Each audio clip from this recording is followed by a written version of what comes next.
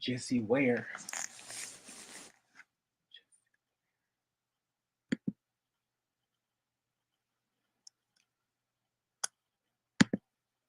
Jessie.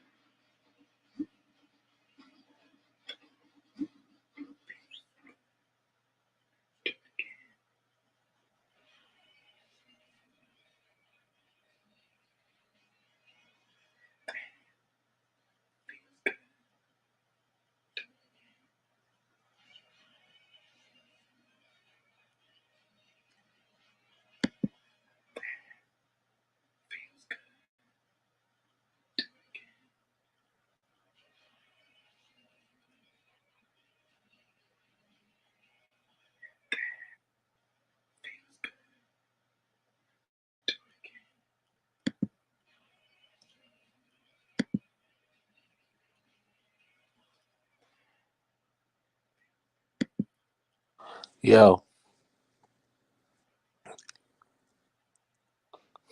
yo, Hey, how's it going?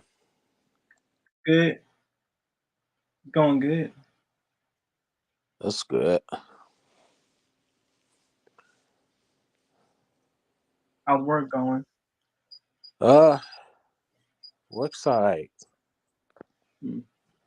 That's alright. How about you? How's work for you? It went good. I got up at 4. Oh, that's good. Yeah. Yeah, I went to mall.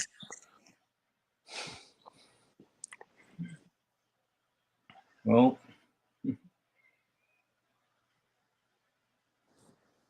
better stay in the house all day. You said what? I said it's better than staying in the house all day. Yeah, I agree. Where do you work at? I work at a school. Oh, Uh, school. yeah, so I'm off.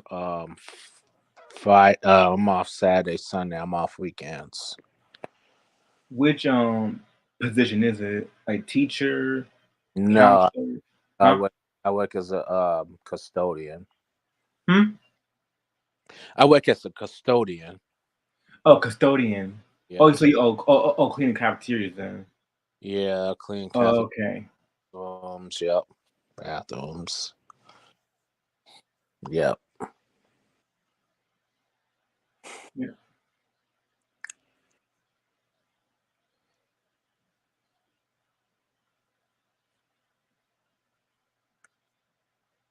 You saw that schedule, right? Yeah, I saw the schedules.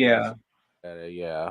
Yeah, because after we do Margie Joseph, have you heard of her before? Margie Joseph.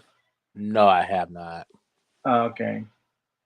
Now that's an artist that we're gonna tackle next because she deserves her flowers as well.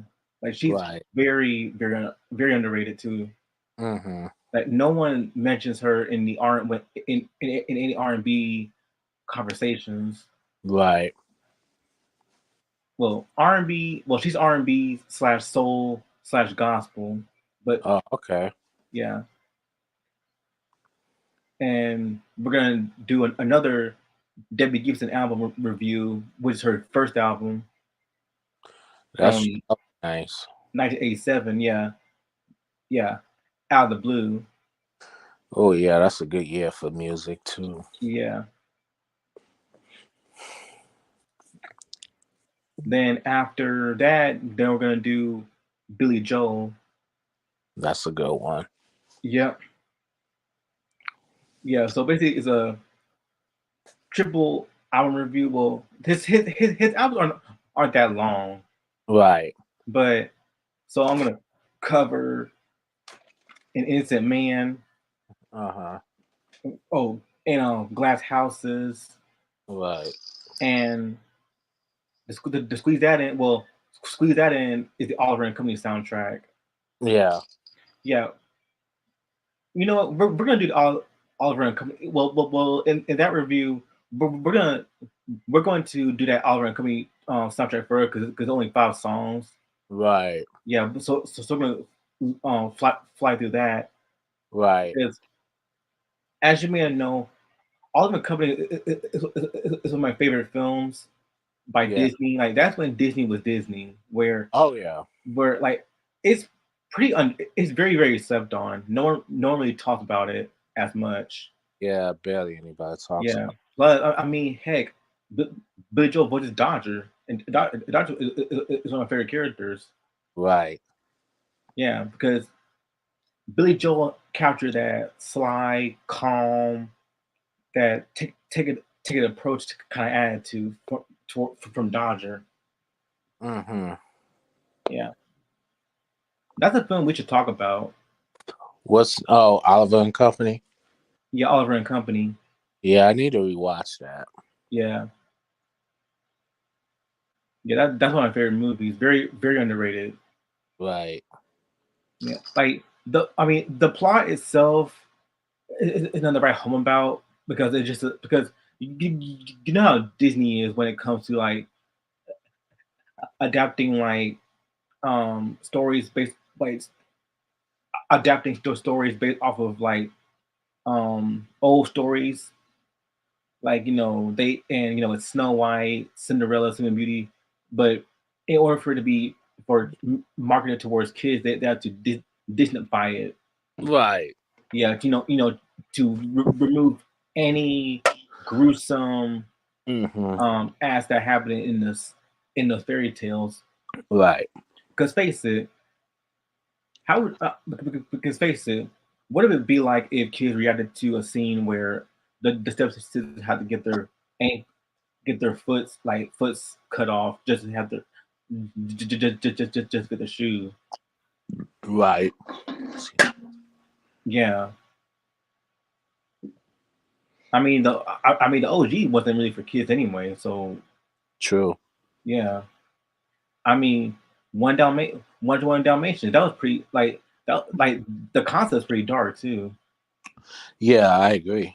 I mean the whole idea about a woman, a greedy woman whose job is to use puppies as fur coats, Mm-hmm. Yeah. like pretty much killing them. Right. Yeah, like Yeah. yeah. Pretty Hmm. dark.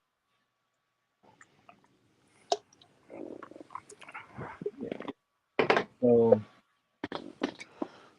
this is your first time listening to Alessia Cara and Jessie Ware. Yeah, this is my first time. All right, yeah, because I already covered how I got into Alessia Cara.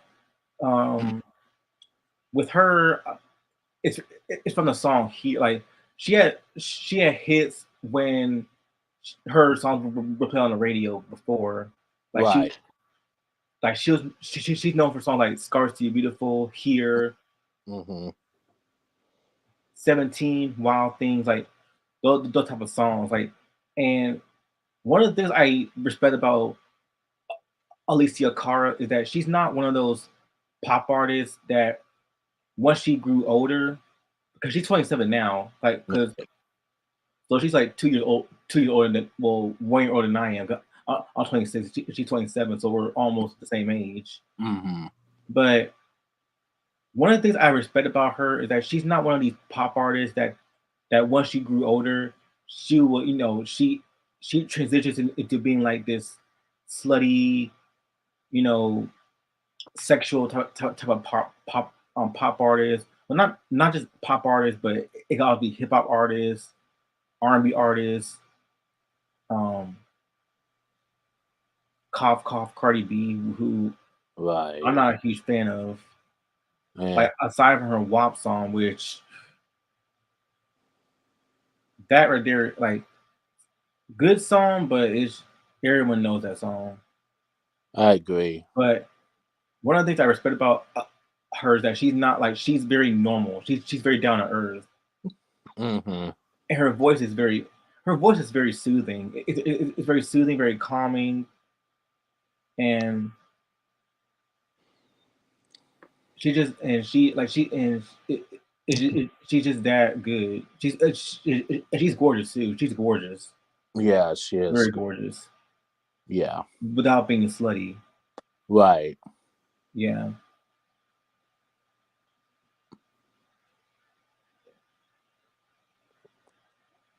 and we should do.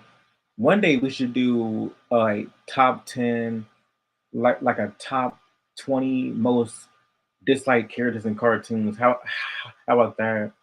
That would be nice. Huh? That would be nice. Yeah, I have to go back and I would have to really dig deep because there's not too many cartoon characters I didn't like, but I'm pretty sure there's some. You Oh, I know, got many. I got no number ones. Like we getting shorter to 10 if you like. right? Yeah, Yeah, that's 10, fine. Yeah, because I had yeah, to really, 10 most disliked characters. Because let me tell you, yeah. when I grew up, there are characters that I really dislike, Mm-hmm. and one of them is from a famous Cartoon Network show that we all grew up in the 90s. It's not Powerpuff Girls. Right. It's about three best friends who scam other kids. Wow.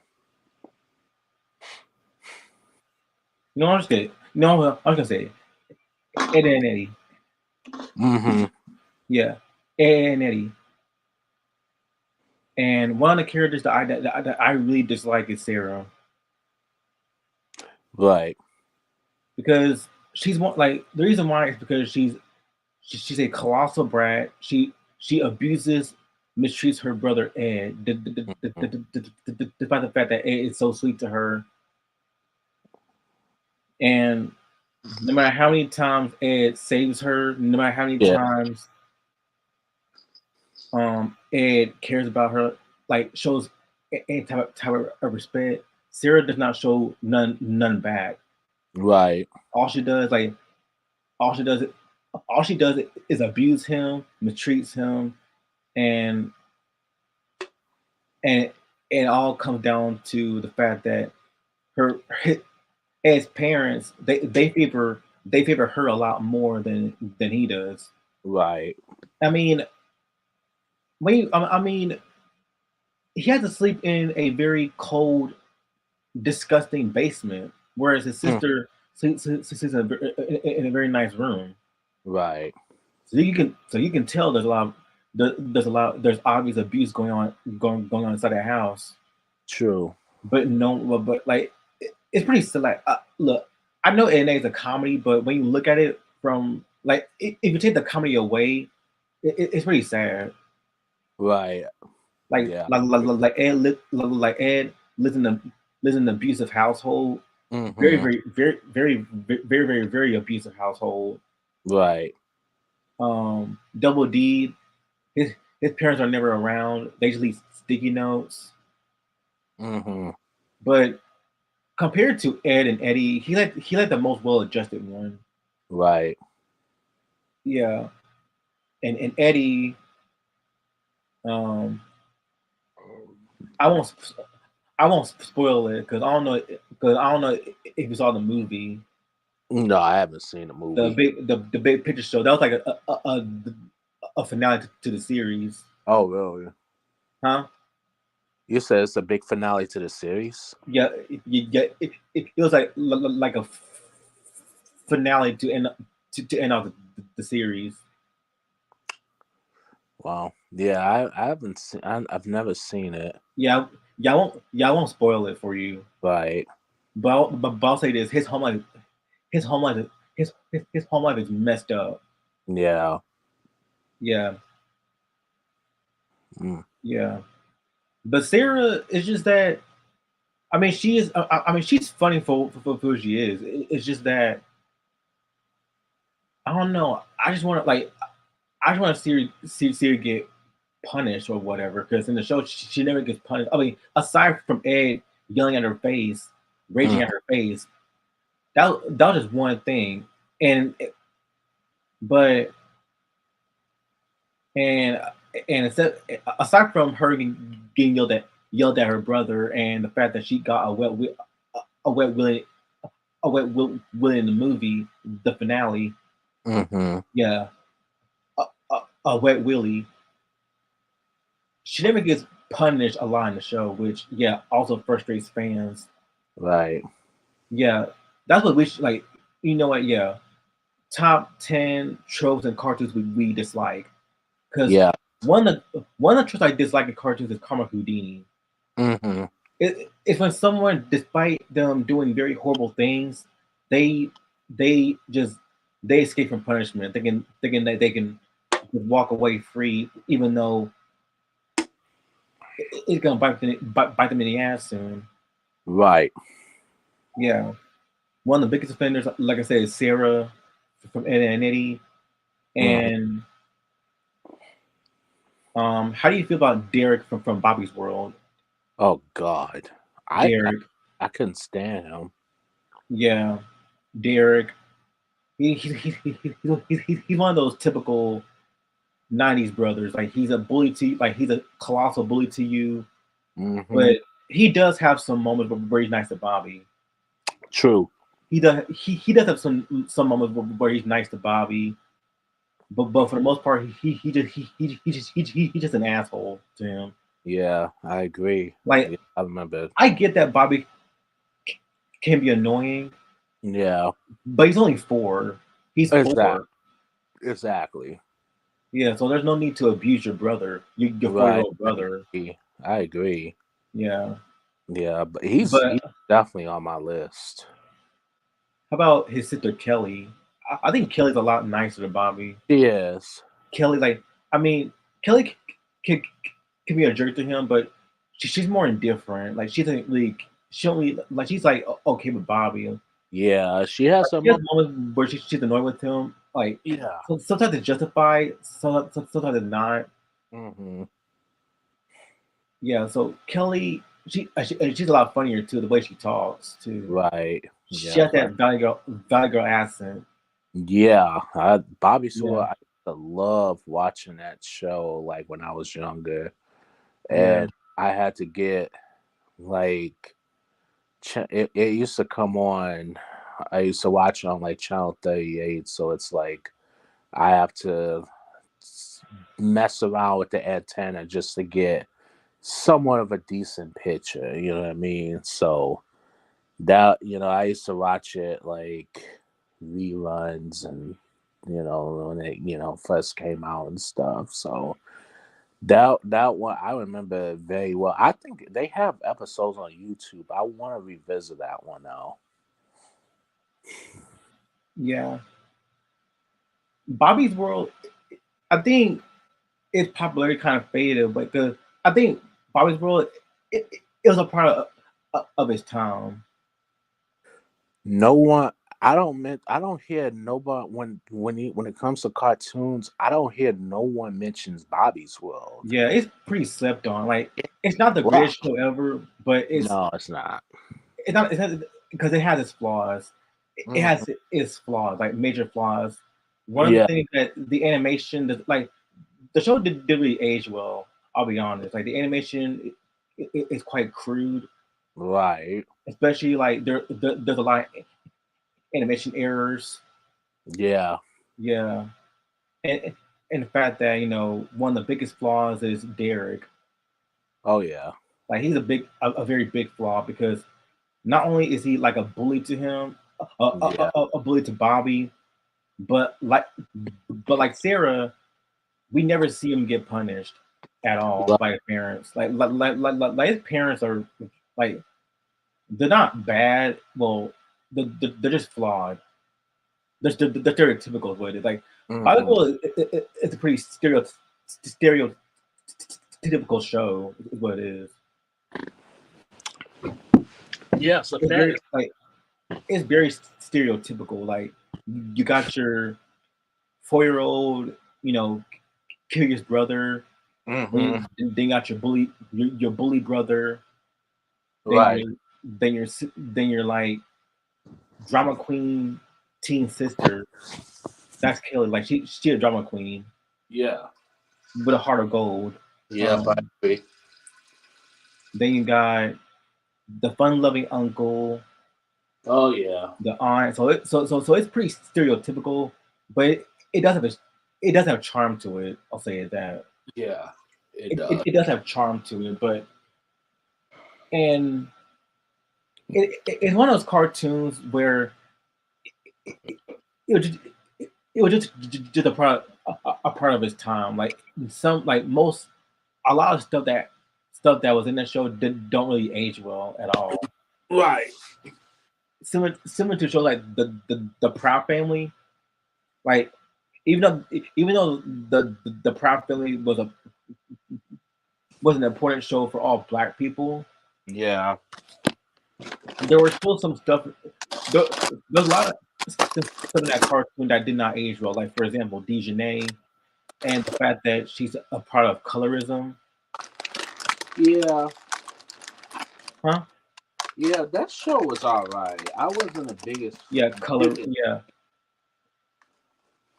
I like wasn't a huge it fan. still holds up, Yeah. but it's just some of the more notable aspects, like Dejanay being a part of colorism because she's written as this like ratchet black girl. Mhm. Right.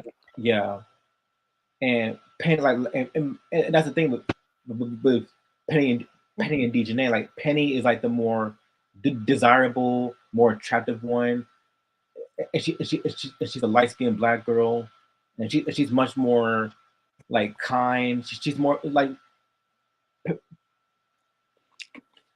Penny's a good person overall. Like she has her flaws, but Penny overall is a good person. Right. Whereas Dejanay is just horrible. Hmm. Like she has her moments of like she does have her moments of humanity, but for the most part, she's just terrible. Especially in the reboot, Right. where not only her, like the episode where um the, there's this really popular teen actor, and he goes to school, and all the girls, but everybody is attracted to him, Hmm. but he chose Zoe, the token white girl, Right. and pretty much everybody, well, Penny, Dejanay, Michael, and La Cienega, they were all shocked because light skinned black boy asked a white girl out, and all because and Maya said the reason why he did that is because he dates white girls, and that caused Dejanay, La Cienega, and Michael to go on a rant on live stream where they uninvited Zoe because a white, not a white, a black, a light skinned black girl, not black girl, black man, a black boy called, asked her out on a date. Uh-huh.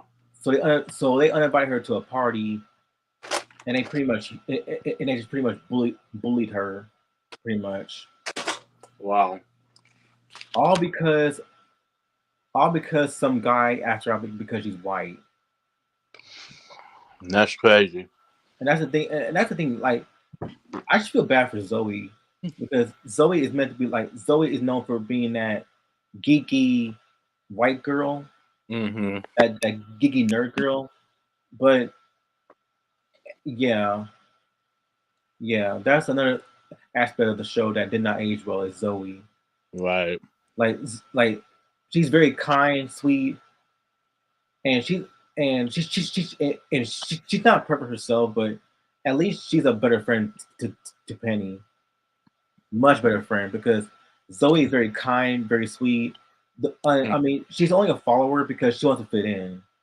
Like she's not a bad person like La Cienega and Dejanay are, Hmm. but she's just someone. She's just a sweet girl who just wants to fit in, Right. but she easily gets peer pressured, Mm-hmm. and it's sad how she got treated in that in the episode. Um, Penny was like the only one that tried to speak out, but here's the thing. Penny should have spoke that out in person, not on live stream. Right. In person, because there's a difference Yeah. between standing up to someone on live than it's standing up to someone in person. Because Right. if you do it in person, it's much more impactful. True. Yeah, yeah. So that was a very sad episode, all because like wants to be happy, but pretty much her so-called friends, La Cienega, Michael, Maya, fuck her. Right. Dejanay, fuck her as well. No, Mm. La Cienega, Maya, Dejanay, fuck them. Right. Like fuck them because La Cienga's been a bitch. Maya is just fake. Yeah. And Dejanay's a horrible person. Right. Like it's just why would you judge why would you judge someone based off of their skin color? Mm-hmm. All because a guy asked them out and you get mad at them, mad at your best friend, all because a guy asked them out, all because of their skin color. Right. Like, are you for real about that?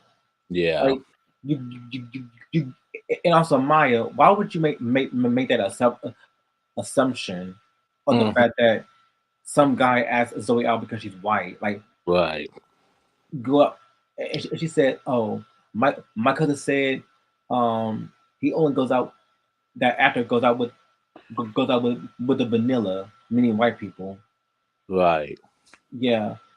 So that's just saying, oh, so what you're saying is white people are to blame because people are to blame because one black dude asked her out. Yeah, that's stupid. Yeah, it's stupid. Like they should have consulted the guy first before they made assumptions. Yeah, exactly. It's like maybe that's who he's attracted to more. Yeah, Oh, but you can't but and attracted here's the to. kicker. Here's the kicker. Penny and Dejanay, they also flirted with the guy. And get this, Penny, Penny and Dejanay, they have boyfriends. Right. They got boyfriends. Like Mm-hmm. I get it, teens can be horny, but Penny and Dejanay have boyfriends. So yeah, that's another flaw. Right. And that's the thing wrong about cartoons these days. Like they try so hard to be revolutionary, and Louder and Prouder is not revolutionary. Right. It's just a reboot. Yeah. Like if you want if you want to watch a good show, like a very good show that does not insult your intelligence, Bluey. Mm. Like and that's a preschool show. Right. But what makes Bluey so great is that it does not insult no one's intelligence. Even though it's a show aimed at preschoolers, Mm-hmm. anybody can watch it. Like kids, adults, kids can watch it for like how because it is really how how kids act Mm-hmm. like like the fun adventurous aspects. Like Right. it's very cute, very sweet, very wholesome, Mm-hmm. and the adults will enjoy relatability True. and the adult humor in the show too. Right. Because I remember one time there was a show, there was an episode where Bluey and her friend Indy they went to like a market, and in the Australian version, in the OG version, um, they saw a horse crapping right in front of them. Mm-hmm. That was pretty fun. Yeah, very funny. Like but it shows you that that's just real life. Pony shit, horses shit. Right. Even if it's disgusting, that's part of life. But sadly, Disney Disney Junior pretty much picked up. Well, Disney Plus picked it up and and they removed it. Wow. Yeah. So yeah, Disney and their censorship bullshit. Yeah. Mm-mm. But you but you made a movie about Fantasia called Fantasia, and you didn't censor any of the Harpy's nipples. Exactly. Yeah, not Ball Mountain. Yeah, Yeah, that makes or sense. the fact that you made a film about a very crazy, screwed up what was that? Oh, Judge Frollo, Mm-hmm. Hundred of Notre Dame, one of the darkest details ever made. Yeah. So yeah, that's when Disney was Disney, not this censorship woke shit that they're doing now. Mm-hmm. Like, go back to the old. Like, I know. Oh, I mean, I know we have to deal with all this stuff, Right. and we gotta live in these times. But still, I need Disney to go back to the old days where they were actually Disney. Yeah, so Disney, they own 20th Century Fox, right? So Uh, what they now? huh? What now? So Disney, they own 20th Century Fox in their films. I'm not surprised that they own everything. So the a perfect example, The French Connection. Now, mind you, this movie came out in the 70s, came out in 1971. They censorship the shit out of that movie. They said if you have the Blu-rays and all that stuff, you might want to keep them. Like even the DVDs and the Blu-rays, keep them because they censored the shit out of the French Connection. It's like, well, why would you censor something that's from 1971? You know what I'm saying? Like, I don't. That's 20th Century Fox. I don't care if you own them or not. The point is, you censoring a classic movie. You know what I'm saying? And we're still waiting on movies like The Abyss and True Lies, which that's also 20th century. And it's like, well, I mean, that's both of those are like James Cameron. So like, we still waiting on, we're gonna get, but it's like my question is like because Disney owns 20th century.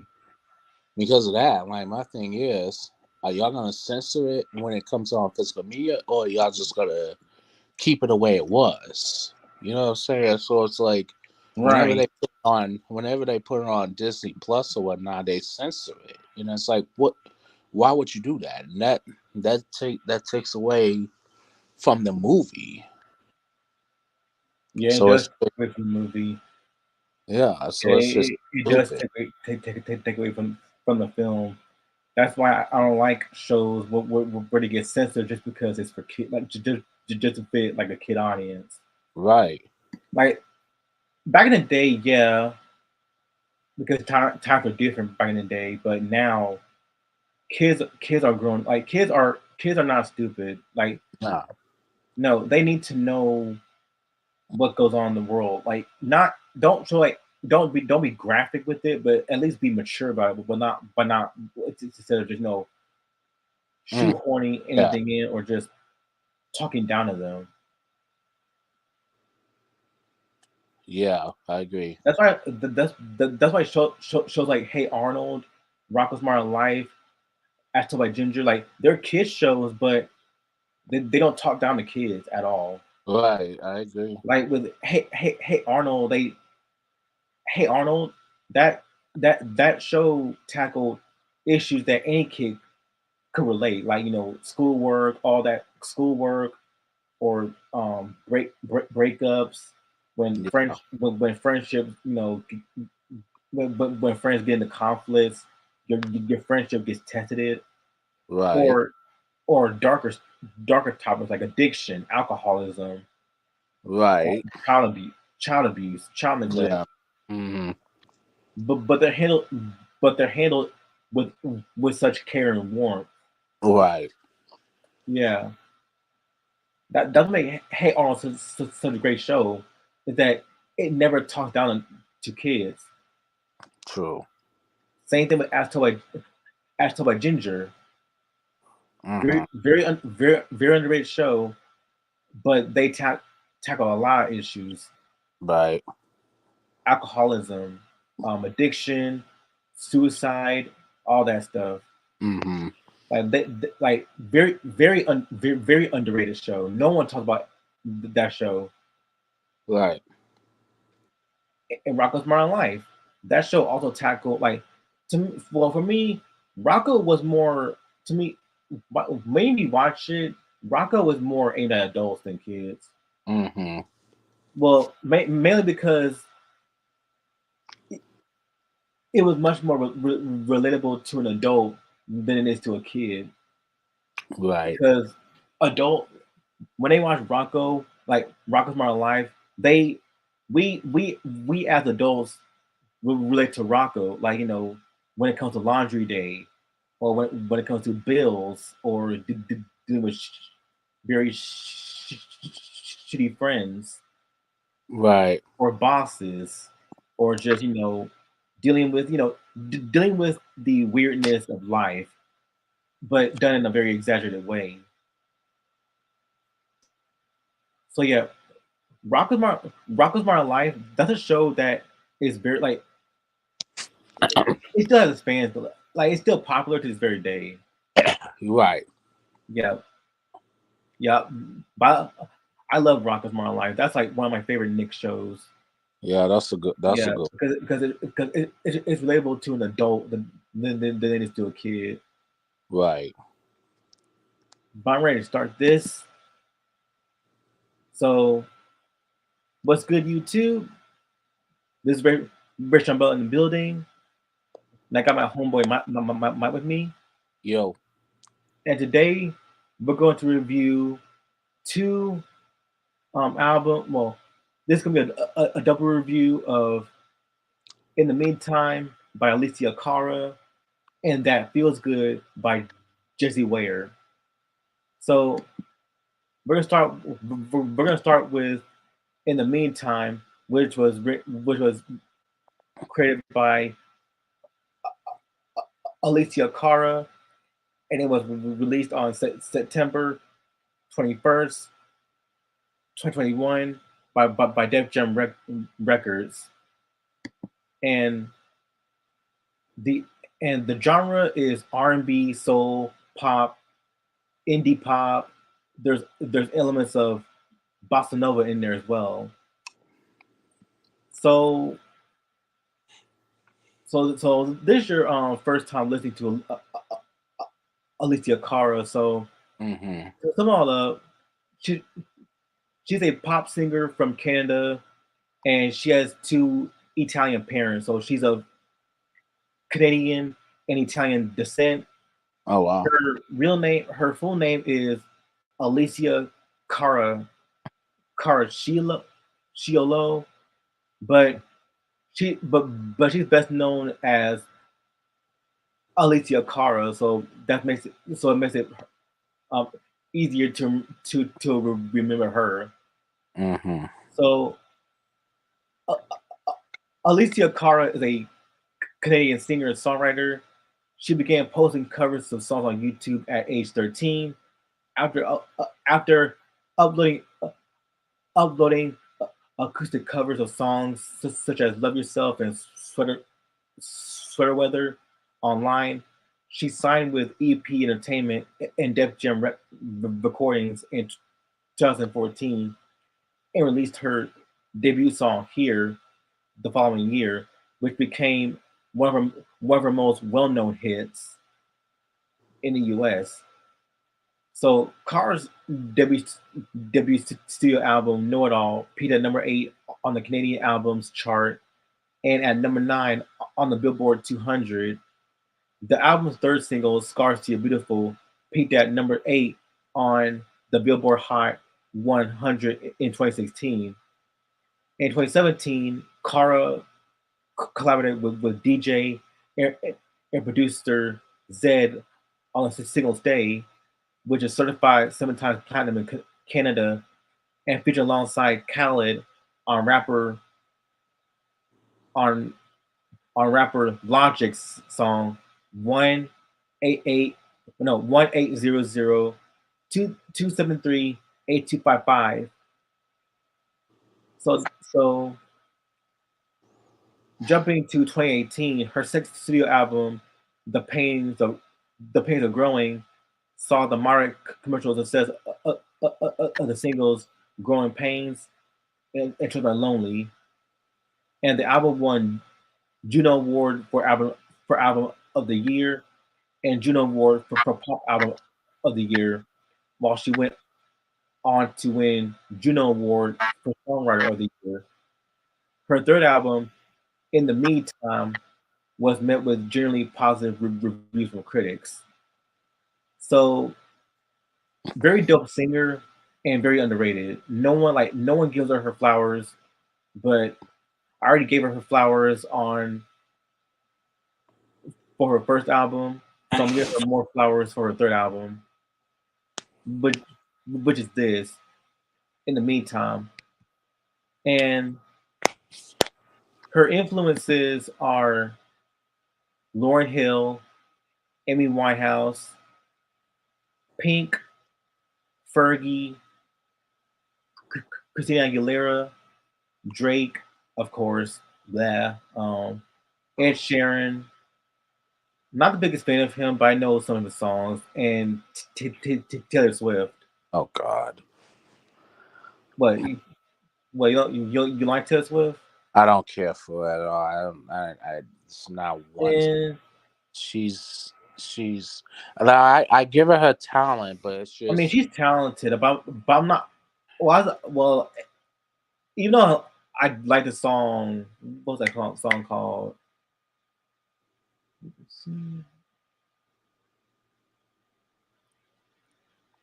Oh, "You Belong with Me." Yeah, that song was good, but as a whole, I'm not the biggest fan of her, but I like her talent. Yeah, it's just to me. She plays the same stuff, like either as a breakup Yeah, song or and it's like it's just getting boring after a minute. It's just I got bored with it. yeah. G- Give me my Pink, Hmm. Fergie. Give me my Christina Aguilera. Like that's a more accomplished pop singer, I agree. Christina Aguilera. Yeah, How do you feel about Ed Sheeran? yeah. He's take it or leave it. I don't.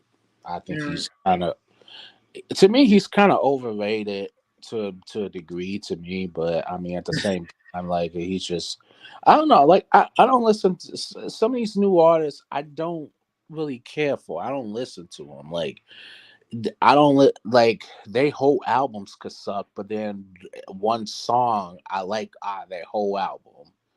That I actually like. So it's like Ed Sheeran, maybe one song I probably like of his, but that's about it. Other than that, though, like I don't listen. Some of these new artists and most of these new artists, most I don't even listen to. Really, it's just they try to like channel. They try to like be some of these older artists and stuff. It's like nah, no, no comparison. nah, Ed Sheeran. Like I said, I'm not the biggest fan of him Mm, because obvious reasons. I think when he sings, he sounds a little whiny. exactly. Yeah, but I do love, but I do love the song. Um, I'm in love with the shape of you. That's a pretty good song.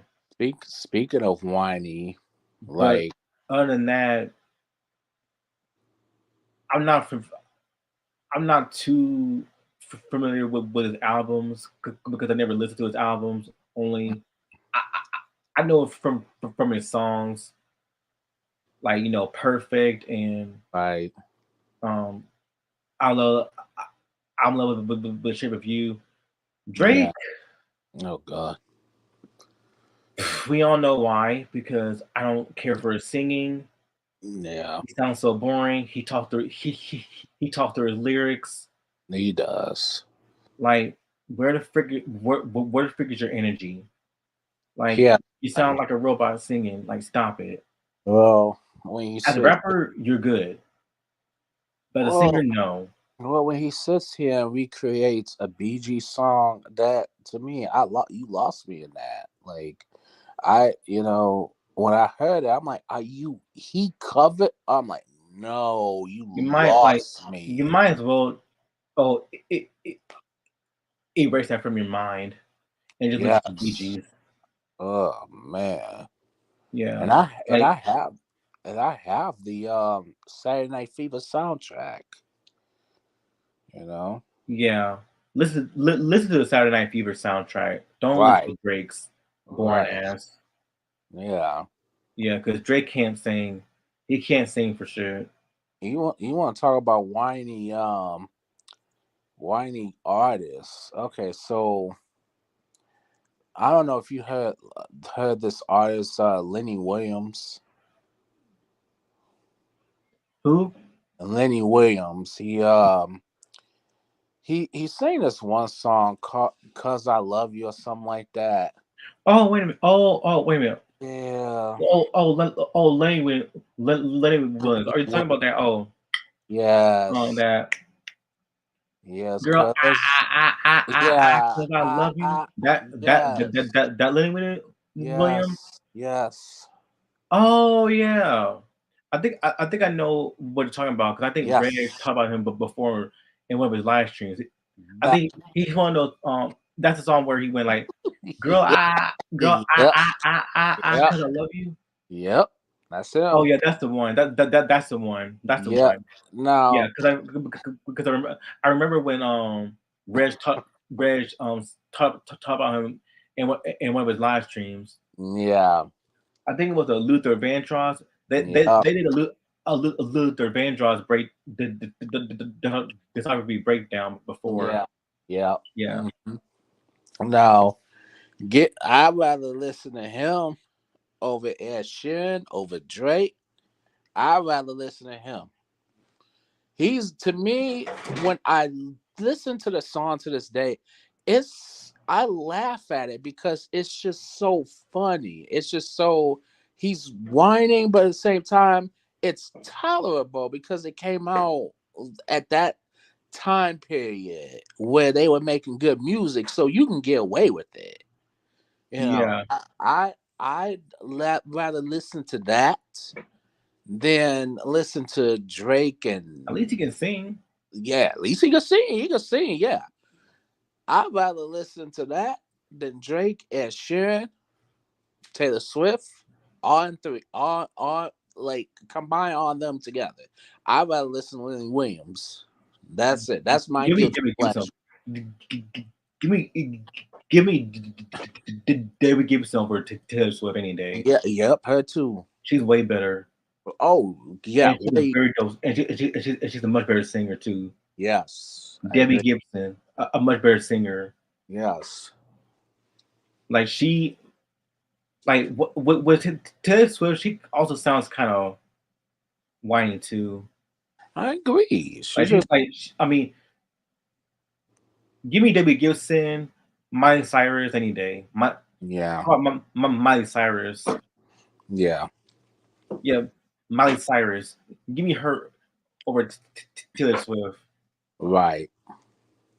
because this Miley like Miley has a rappy voice, but at least she can sing.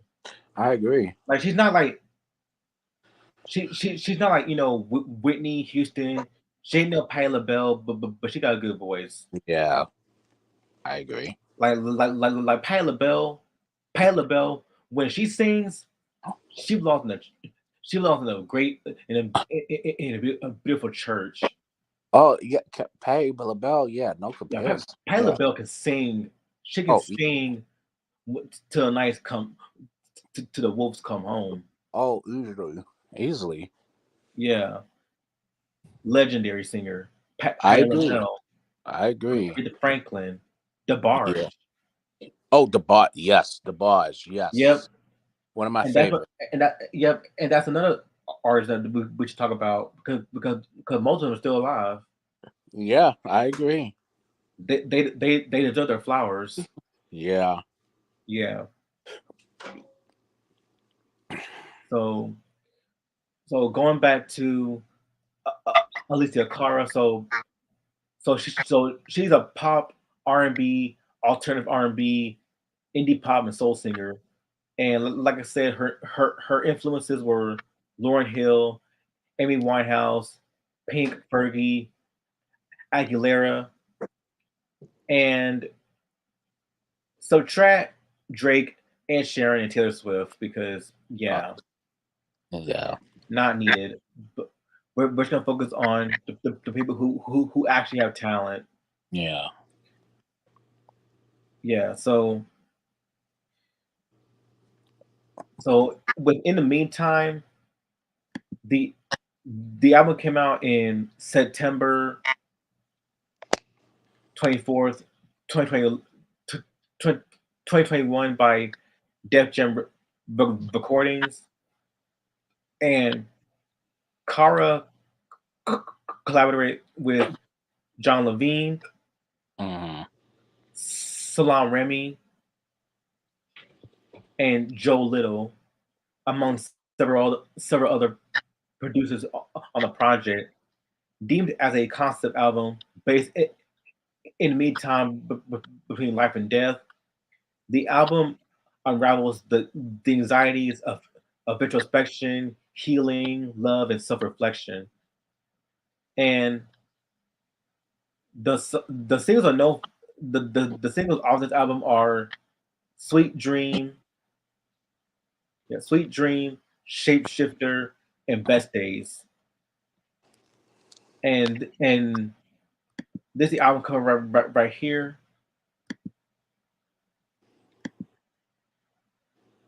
I'm gonna go back to images.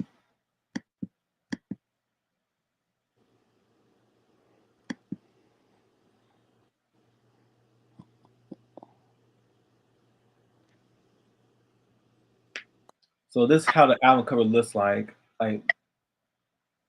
very dope, like very dope album cover. It's just her in that little bubble.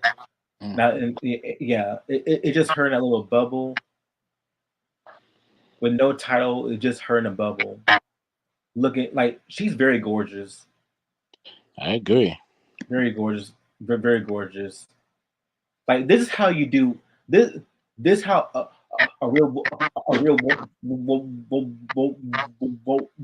woman should look Yeah. like very gorgeous, like gorgeous, gorgeous and pretty, but without being slutty.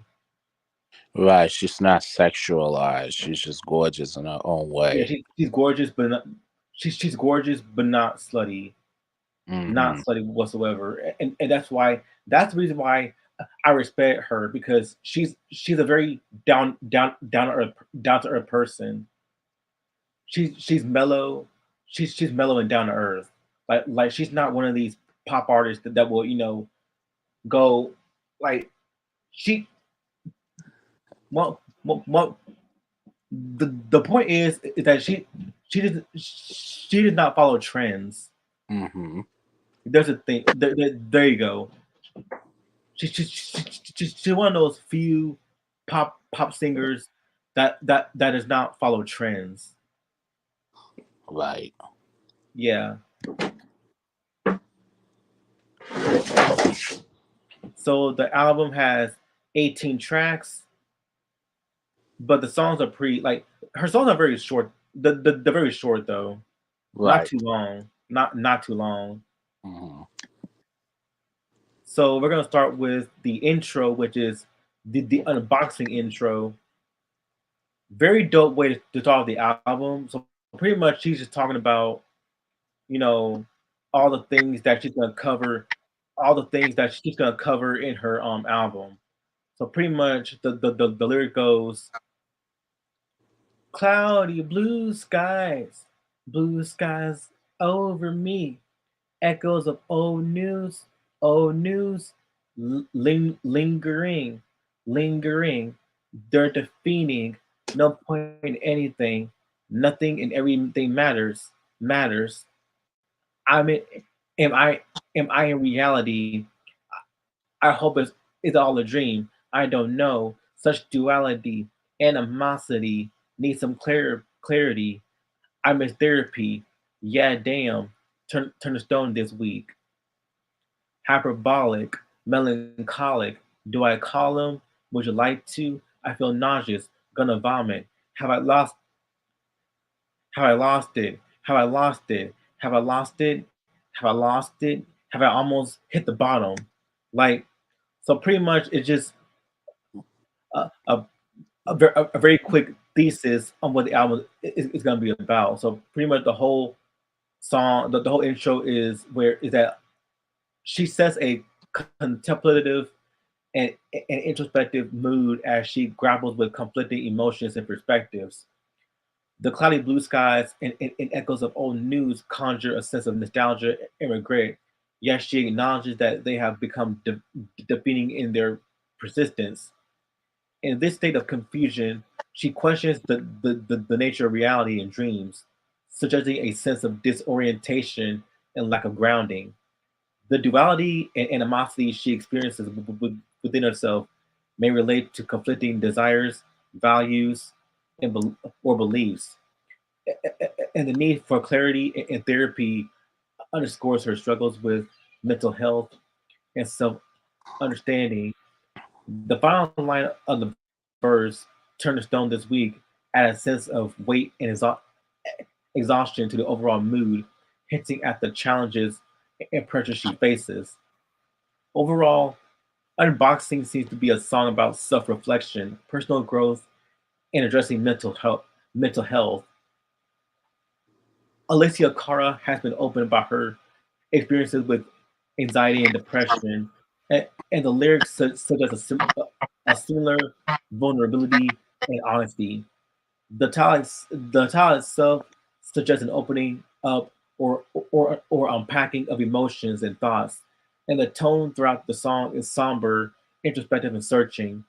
Despite the struggles and uncertainty she experiences, the chorus offers a sense of hope and determination as she declares, "I'm still I'm still standing. Yeah, I'm still here. I'm alive. I'm alive."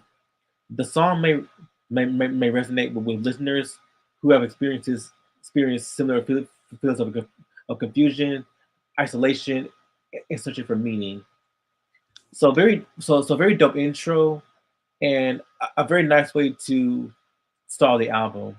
Love it. Mm. Yeah, this wasn't too bad. Pretty decent way to like start the album and stuff like that. Like the lyrics were pretty good. The production. You could tell that she has some talent. So yeah. Hmm. Now track two is "Box in the Ocean." Very dope song right here, and I love the very dope song, and I love the lyrics to the song. It's it's very acoustic is what it is. It's very acoustic, and Alicia Cara, she's well known for like for doing very acoustic songs. And one of the lines that I love from her is the lines where she said, "All these explosive emotions I'm holding, but you never know them because I put them in a box in the ocean.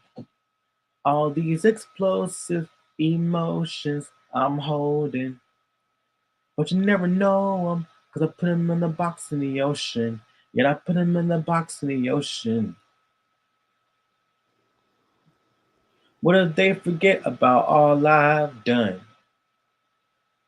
If I built it up just to be no one, I'm in my own expectations for every single situation. They break my own heart when it all falls. And and I might be too weak to fall in love. And I might be too much for everyone. All these explosive emotions I'm holding, but you never know them, 'cause I put them in a box in the ocean. All these explosive emotions I'm holding, but you never know them, 'cause I put them in a box in the ocean. Yet I put them in the box in the ocean. Like very catchy lyrics, and pretty much the whole song. The whole song covers the theme of anxiety. So the song tackles themes of insecurity, fear, and vulnerability. The first verse expresses her fears of growing old and not being able to live up to her mother as a role model. She feels unprepared and inadequate. She questions if she's too weak to fall in love and if she is too much for everyone. In the chorus, she talks about explosive emotions that she has to hold in and hide from others by putting them in a box in the ocean.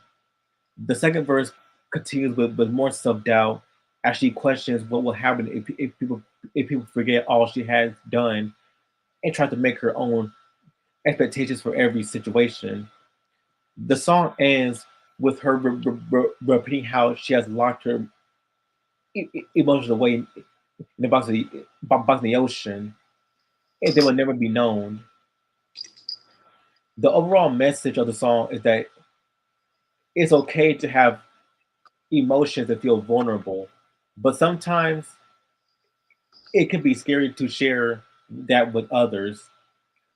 Alessia Cara talks about how she bottles up her emotions and hides them away in a box in the ocean. Her fear of being judged, misunderstood, or rejected by others makes it easier for her to lock them up and forget them. Overall, the song is relatable to anyone who has ever felt insecure and unsure about how to express their feelings. So, very dope song, very catchy lyrics. I love her voice on this song, very soothing. I love it. Box in the Ocean. Yeah, this is very relatable. You know what I mean? And people have a hard time nowadays, especially nowadays, to express their emotions because you don't want to come off. You don't want people thinking that you're soft or you're weak and all that stuff. So what people tend to do is they bottle up their emotions. They just don't let it out. You know what I'm saying? And it's something that is based on the lyrics. It's something that's definitely relatable, especially to today's society too. Yep. So And this one thing I love.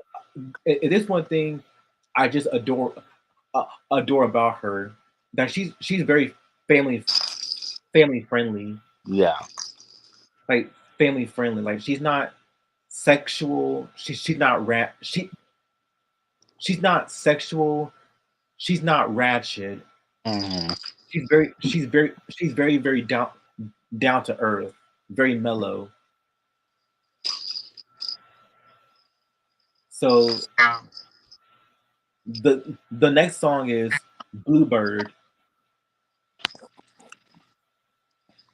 I wish the bluebirds in the spring to give your heart a song to sing, and then a kiss for more than this. I wish you love. Bluebird in the spring told me that your new girl makes you sing. Guess my loving only clipped your wings, so I let you go. I loved you, but I couldn't keep you. I was broken till I learned I didn't need you. Feeling bold, I just might catch a flight to Rio. Put my feet up, cheer up, tear up on the beach to viva la vida like Frida. Like very dope song. Love the beat. I love the lyrics as well. Like very catchy lyrics. And this is a bossa nova. It's bossa nova mixed with neo soul, and you know me, I love me some neo soul music. Mm-hmm. And the first verse of the song "Bluebird" expresses a wish for her former lover's happiness. She desires for him to find joy and inspiration, represented by the bluebirds in the spring, that will give your heart a song to sing. She also wishes him love more than just a kiss, but but a deep and lasting love. The second verse acknowledges the end of their relationship and the fact that the former lover has moved on to someone else. The bluebird that previously brought songs of happiness now sings for another who has been able to provide for him what Alessia could not. She has come to a point of acceptance, saying, Guess my loving only clipped your wings," and she lets him go so he can be with the one who truly makes him happy. The chorus repeats the wish for bluebirds in the spring and love for her former lover, highlighting her sincerity and deep affection for him. The final verse speaks of Alessia's own healing process after the relationship ends. She knows that she was broken, but has since learned that she didn't need him to be whole. Feeling strong, she contemplates taking a trip to Rio to relax and cheer up. The song concludes with her letting her former lover know that she wishes him the best, even as she moves on and lets him go. So very positive message and very dope song, very dope lyrics. I love Alicia's vocals. Very dope song. Love it. The vocals are good. Um, I think of it as like you could listen to this like in a coffee house or something like that. Hmm. Like I call it coffee house music, and it's not bad. It's not a bad thing, Like it's you very know. calm. That's one thing I love about it. It's very calm. Yeah, it's very calm, especially if you. You know you know you know those lo-fi music that we play on YouTube. Right, Yeah, those lo-fi music. right, Yeah, that's what the song remind me of. Like it's very calm, it's soothing, and it's lo-fi. right. I It agree. has that lo-fi, bossa nova, neo soul touch to it. Yeah, that's So I, probably. so I love it because I love neo soul as well. Yeah, I agree. And yeah, very dope song. Yeah, Number four is "Lie to Me."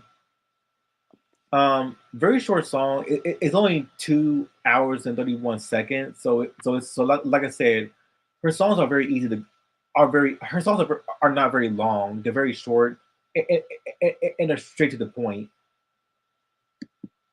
So "Lie to Me" pretty self-explanatory. It's all about she's dealing with a significant other or basically someone that she's close to, and she doesn't like being lied to. Pretty much, we it's all about you know tell the truth, don't lie to me type type type, type of song.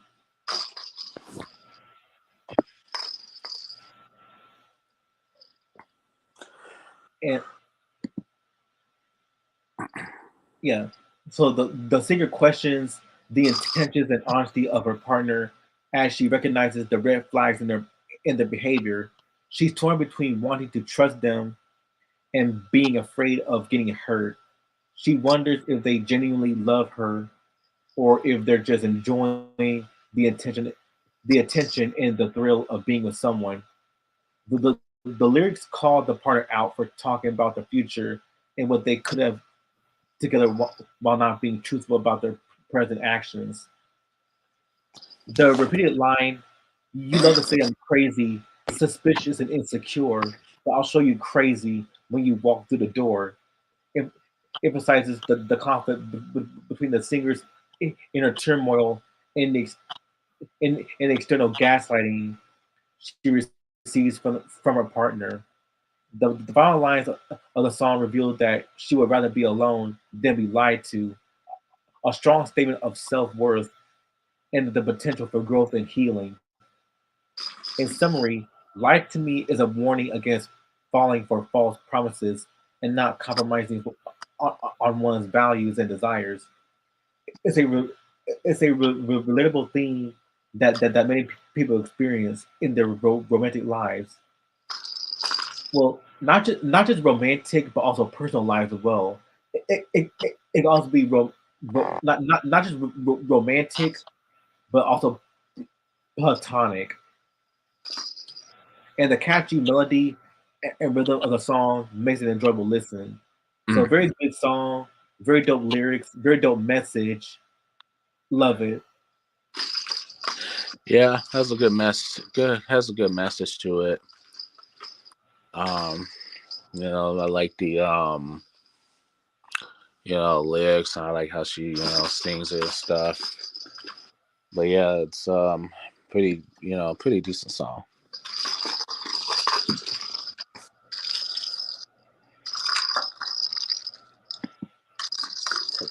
All right, that's dope. Now, track five, another very dope song, Shapeshifter. Now this is written by Salam Remy, and so Salam Remy, guess who guess who he also wrote for? Oh, Amy Winehouse. oh wow. Yep, Amy Winehouse. Which is one of Alicia Cara's biggest influence is Amy Winehouse.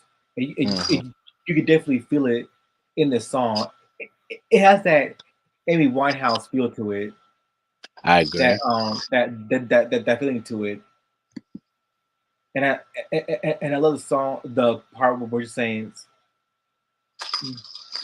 "Don't don't want to get you back someday. Don't know if I'm even mad or just sad you couldn't stay. Hey, go figure. Team switcher is a shame. Did I get fool, or are you a fool just like me?" Like the beat is fire too. Mm. So the song "Shapeshifter" by Alicia Cara talks about a relationship that is very confusing, undefined, and constantly changing. The opening lines, "I can't quite put my finger on you, you shapeshifter. I don't even know if you believe you, mind drifter," describes the confusion and uncertainty that the singer has towards her partner. She can't seem to define who her partner is or what they really believe, as they constantly change their shape and mindset. Alicia then asks, "Who was I to think I could change your mind? To me, more than some history to have time on my side." This line portrays the struggle to be vulnerable in a relationship that is very uncertain. How she, how she couldn't make her partner love her any more than just some history that they share. Moreover, the chorus, "Don't know if I don't know if I want to get you back or get you back someday." Don't know if I'm even mad or just sad you couldn't stay. Hey. Shows the duality of emotions that the singer feels towards the situation. She can't decide if she wants to reconcile with her partner or if she just wants to forget them forever. The sense of betrayal is evident in the lines. Who are you to think that I would be fine being disrespected? I hope someday you regret it. Yeah, I said it.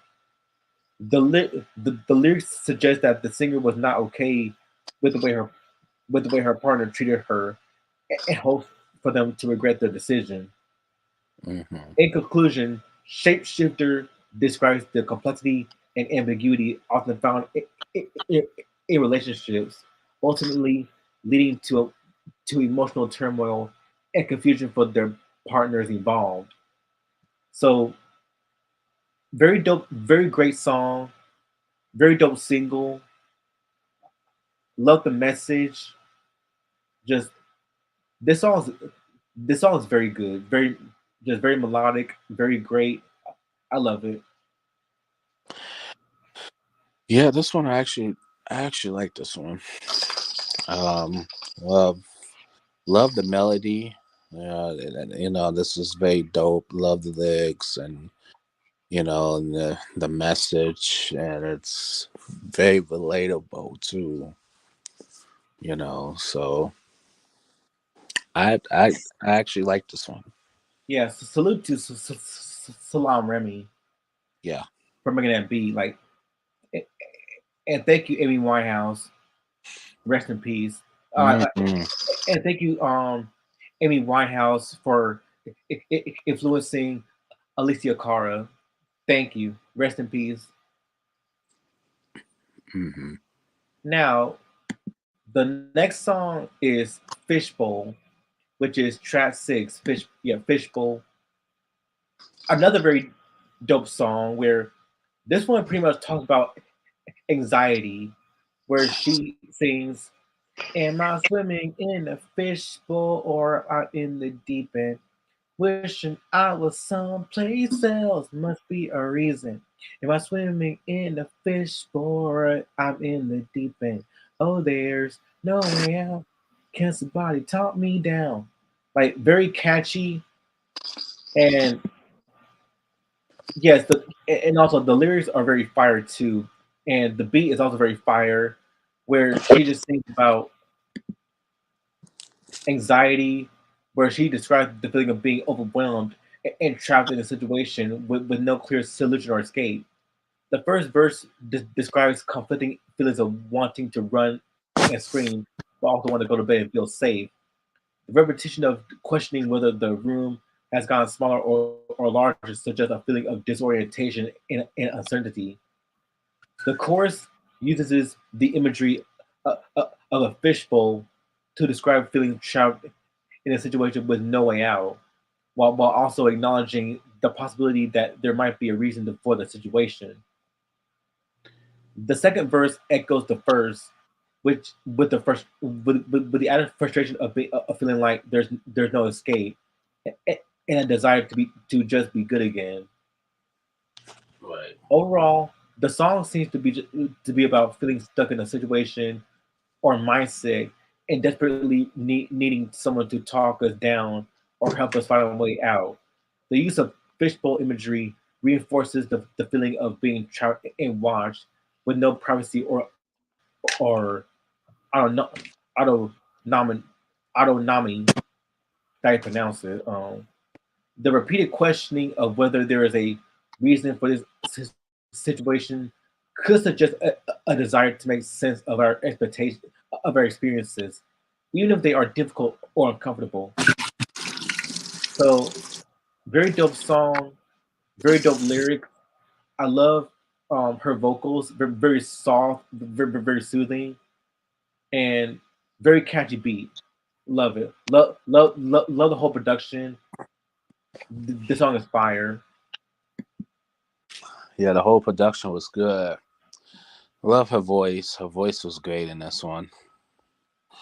Um, Once again, this is definitely relatable too. So this was a pretty decent song. Yeah. So, who do you think is a better singer, Drake or Alicia Cara? Oh, that's easy. Alicia Cara. Yeah,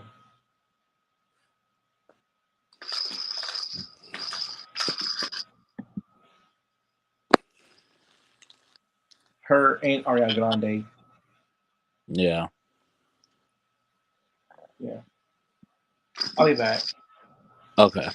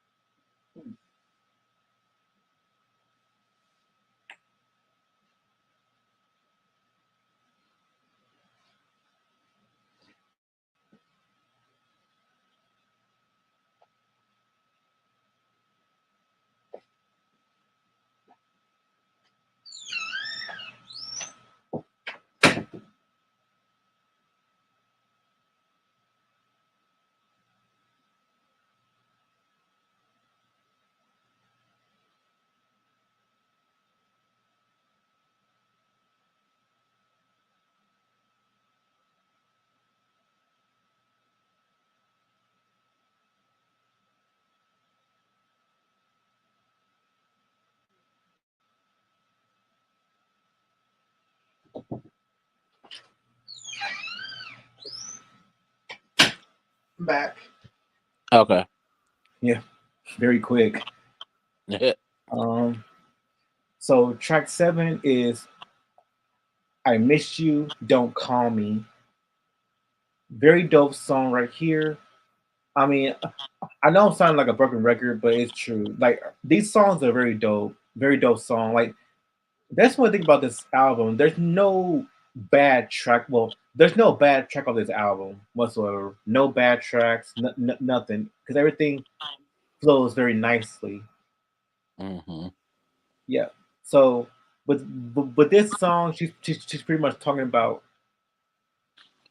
um, the overarching theme of the overarching theme of "I miss you, don't call me" is it's the complexity of a past romantic relationship that is still lingering in the present. The song details the singer's struggles to maintain emotional distance from, from an ex partner who still has feelings for her. Right from the start, the lyrics suggest that the singer is uncomfortable around the ex partner as they look the same but different, and the experiences makes her so damn sad. She expresses she expresses a sense of weakness, stating that that her motor instincts still react to the X, and that every sound is amplified. Despite her efforts to move away from him, her heart still beats when around him, hence making it difficult for her to breathe and continue keeping the distance. Throughout the song, the singer indicates that she misses the ex, yet she doesn't want him to call her. The repetition of this phrase demonstrates her conflict as she longs for his affections, but but acknowledges that talking to him will only complicate matters further. There's a sense of confusion and apprehension as the singer reflects on the past, as seen in the lines. Do you do you remember the last time we were this close? The final lines of the song suggest that the singer still feels subservient to her ex and has little control over her feelings towards him. In summary, "I Miss You, Don't Call Me" is a song that captures the complexity of past romantic relationships and the dilemma of being emotionally attached to an ex partner, even when there is a clear need for distance. The lyrics emphasize the importance of understanding one's feelings fully, dealing with the scars caused by the breakup, and the perils of trying to reconnect without having first dealt with the hurt. So very dope song, very relatable to anybody who's been in a relationship Mm, where you have those people like you have those type of people where you're in love with them, but at the same time they got some serious flaws that not just affect them but also affect you as a person as well. So and you try to and you want to close them out, like distance yourself from them so that they can fix themselves, right? right. Yeah. So yeah. So yeah, because that's something that anyone in a relationship can relate to, whether it's romantic or platonic. Like if you have that person, like you love them, but and they love you back, but they also have a lot of issues, a lot of turmoils, a lot of demons that to overcome. So you have to distance yourself. So they have to distance themselves away from you so that they don't affect you in the limelight. So and I just love the repeated phrase where she says, "Oh, I miss you. Don't call me. Oh, I miss you. Don't call me. If I get too ahead of myself, I can tell I'm gonna stop me. Oh, I miss you. Don't call me. Oh, I miss you. Don't call me. Oh, I miss you. Don't call me. If I get too ahead of myself, I can tell I'm gonna stop me. Oh, I miss you. Don't call me." Like that hook right there, that gets you in the mood. Like, Hmm. and that gets you to dance, bop your head to, even though the message is very sad. Oh So yeah, very dope song. I love it. Love this song. yeah. Yeah, the mess. Yeah, this is a pretty sad song, and this is like more like a breakup song and stuff like that. Yeah, But like, when she said, "When I miss you, don't call me," it's like, well, it for her is too painful to like. It's too painful for her to like talk to like an ex and stuff like that. Like, like even though you could miss the person, but it's still too painful, like to talk to to talk to your ex. That's the type of thing I got out of this song. So it's very relatable because it's like, well, you just broke up with your ex, and a part of you is always going to miss them. You're always going to miss the fun times, but at the same time, you're mad at them because it's like, well, you broke up with me or you did something. You know what I mean? But at the same time, I don't want to talk to you because, yeah, you talking to you hurts me and I'm still healing. You know what I mean? It's like I'm still grieving from this breakup. So this is definitely relatable. This is what I got out of this song. yeah. Because that's what all like anyone can deal with. Yeah, Like, and that's the thing. Like, they're also scared because they're afraid that their partner might gaslight them, right. because gaslighting is a very common tactic in abusive relationships. Yep. Yeah, because think about the song, um, or or people who are jealous of you, or very toxic of you, or just Hmm. gaslight you and all that stuff. Think about Yeah. think about the song, um, Ashanti's "Foolish" or "Rain on Me." Right. Like that, those are all about abusive. Well, "Rain on Me" is about abusive relationships Right. where, like, you get that one partner that just shits on you for Hmm. the pettiest of reasons, and you try to reason with them, but they don't want to. They don't want to hear it. They just want to talk all over you. I agree. yeah, like that type of relationship. And Yeah. and that's what I got, and that's what I got out of this song is where you love the person, you still love them, and they might love you back. Like they'll still have that with love within them, but they're just not the right person, the right person for you. Mm-hmm. Because one, they may gaslight you, or they Right. may abuse you again, or they'll put you to the same pain again. Right. Yeah. So very dope song, very dope song. Yeah. And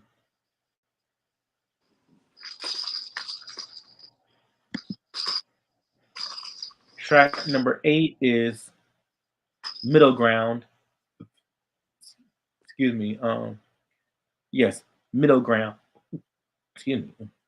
Yeah, yes, middle ground. So middle ground, very again, very great song. One of my favorite songs of this album, where this song pretty much deals with like you know the lyrics of this song deals with um I don't like boys, but I do.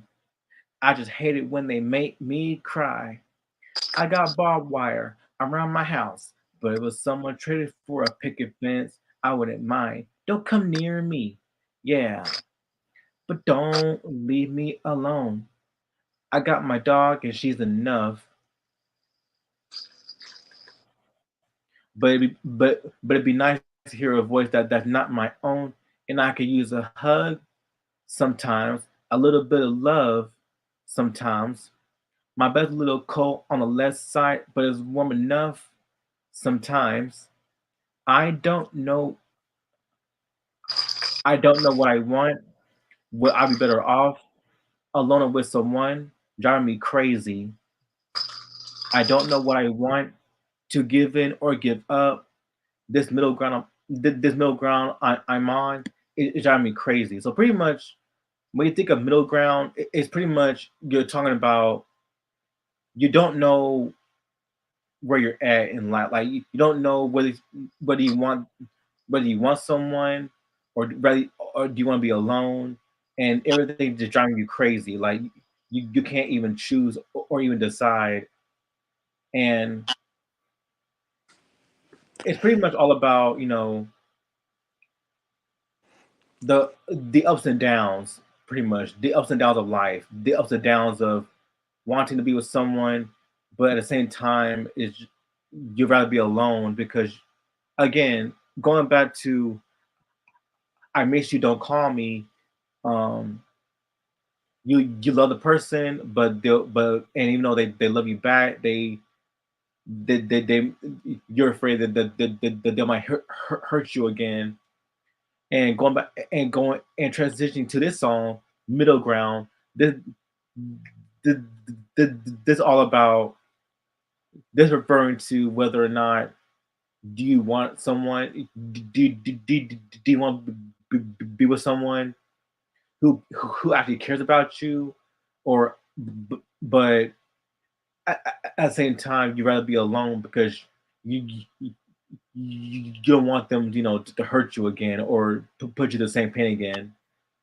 So yeah, that's a like very dope message, a very dope song, and also this features the rapper Chica. Mm. And she got a verse, and she got a verse in this song as well, Mm. where she says, "I like to think that there's something body created perfectly to see me at my best and still feel blessed to love the worst of me. Kiss away the hurt from me, addressing me with some courtesy. Hero after zero, cause my preference might be Hercules. Lift me up. I need to pick me up. I ain't moving backwards, baby. My exes hit me up. I ain't shooting shots, but I can dribble. They dream just a little. If that love is really meant for me, just you'll meet me in the middle." Like very very dope verse and very catchy verse by Chica.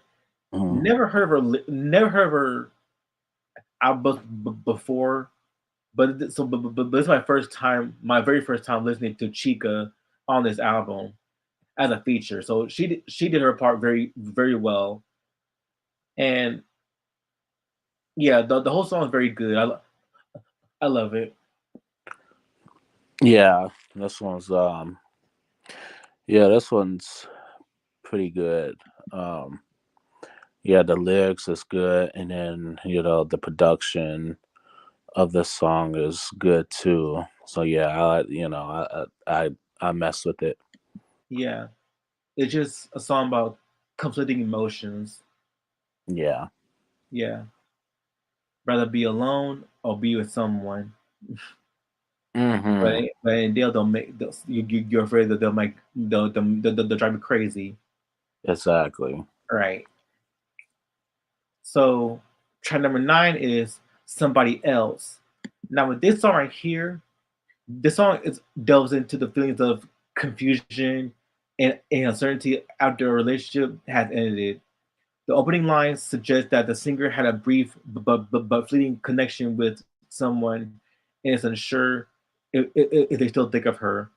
Her pride makes her believe that they cannot be happy without her and fills the gaps of information with her own assumptions. She then acknowledges that she is confused and still waiting for this person to return, but they seem to have left for good. The way they are sleeping soundly in the absence of the singer suggests that they may have moved on. While she is still struggling to accept the end of the relationship, the chorus of the song is an affirmation of the clear dichotomy between the singer and her former partner.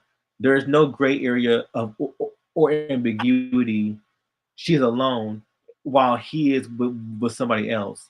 The Hmm. repetition of the phrase "somebody else" it emphasizes the banality of the situation and the singer's inability to reconcile with her past. The lyrics in the second verse allude to a future that she once imagined with this person, but with time, he has become a ghost, someone who is only a memory. The singer accuses him of tricking her, but is still wondering if he misses her just a little bit. She knows that she needs to move on, but is still struggling to let go. So very dope song, very dope lyrics. Again, I love Alessia's vocals, and this is a very dope song. I love it. Yeah, her vocals are really good. Everything you said was pretty much everything you said was good. I agree. I agree with everything you said.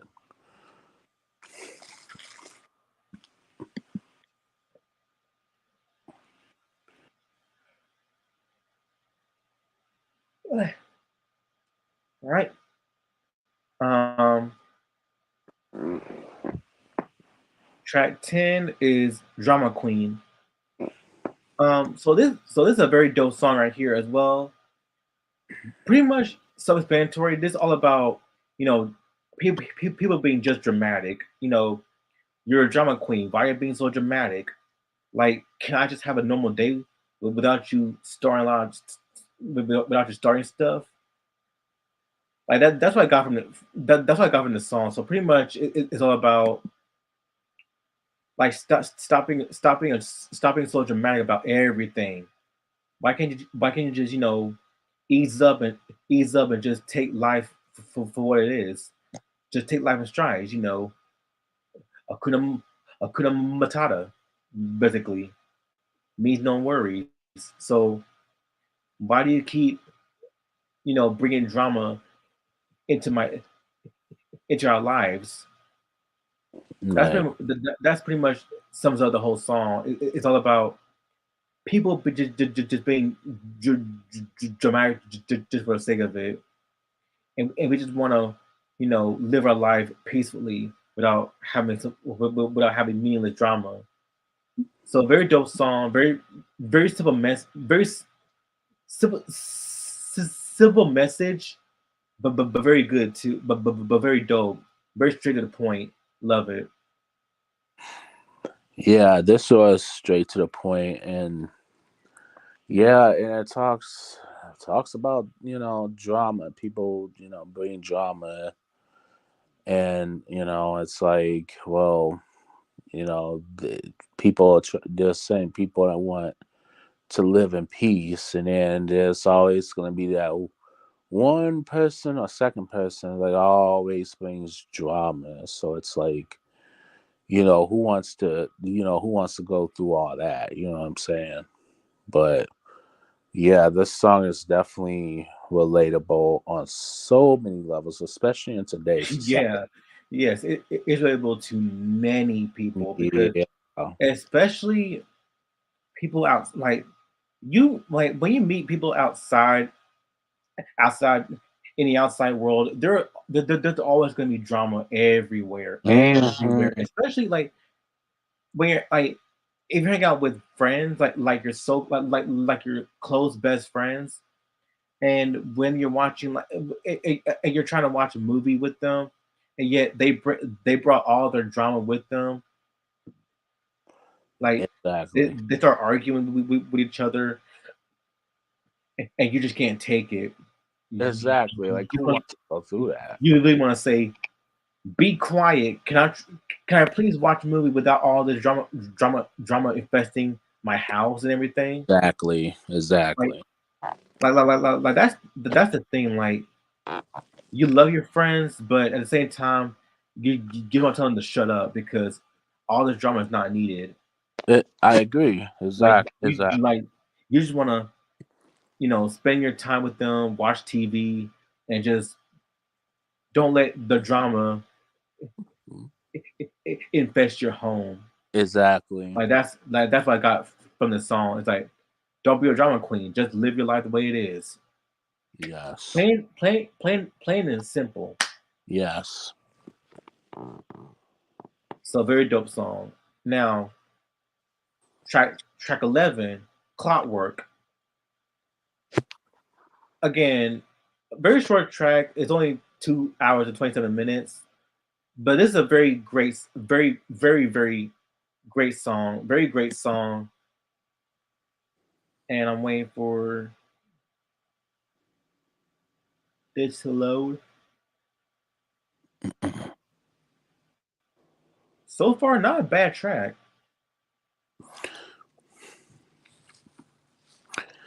No, no, I Yeah, agree. there's no bad track on this album. So pretty much, Clockwork is all about reflecting on the pattern of her behavior and the pain it causes her. She wonders if she is the one causing the pain or if it's coming from the people around her. The contrast between her father's stubbornness and her mother's guilt creates a conflict within her, leading her to question her identity. Despite her struggles, she refuses to let go of her grip on her problems until they finally drop. The repetition of the phrase, it's like clockwork, emphasizes the cyclical nature of her struggles and the inevitability of the pain she experiences. The song's bridge contains the repeated phrase, tossing and living with the till it drops, which encapsulates the song's message of frustration with one's cyclical struggles. The verse can't run from what I'm made of, but why can't I identify with the parts that I'm supposed to recognize? Touches on things of self acceptance.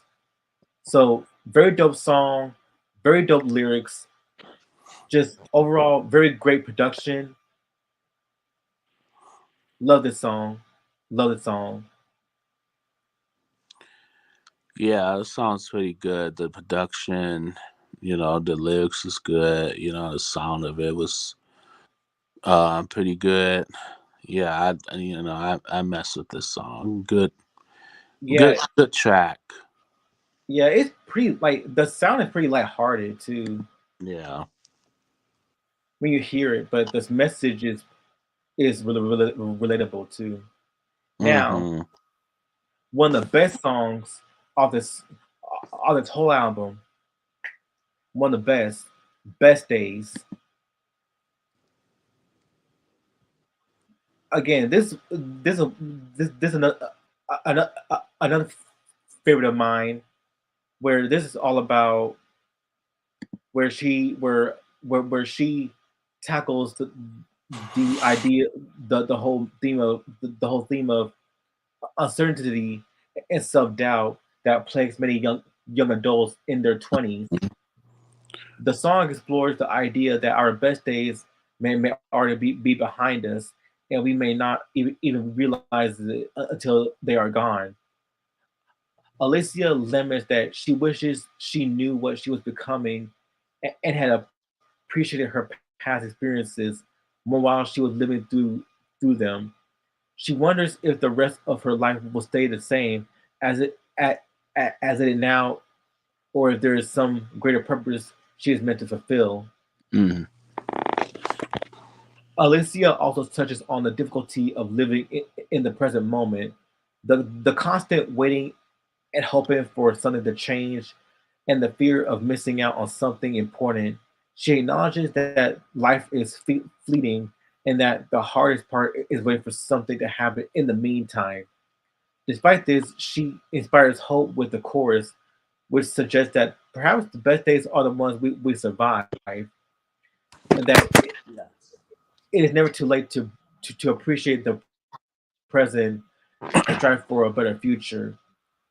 Overall, Best Days is a poignant song that captures the feelings of uncertainty and nostalgia that come with growing up and facing the unknown. Mm. And I love the lyrics where I just love the whole lyrics where she sings so much harder to be honest with yourself at 20 something.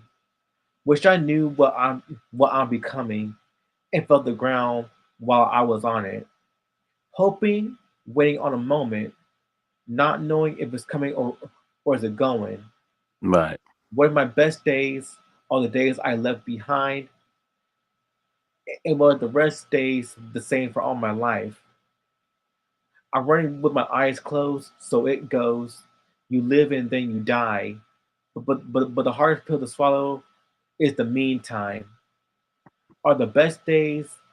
Oh wait, are the best just the ones that we survive? So very dope song.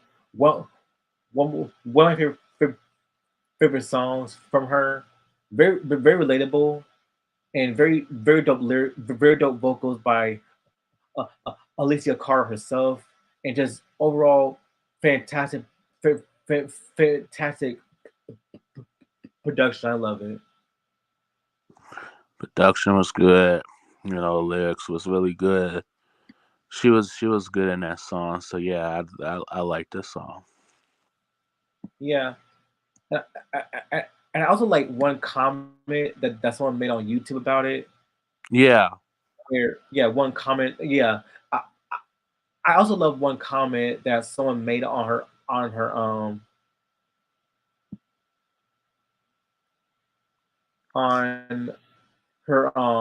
channel where Hmm. someone says that, oh, I want where's I'm trying to find it somewhere. Okay, most interesting comment on YouTube. All comments on YouTube. It's the one with the Sailor Moon image. The one with the Usagi, the Sailor Moon Hmm. profile picture. No, I'll read it to you through my phone. Uh. So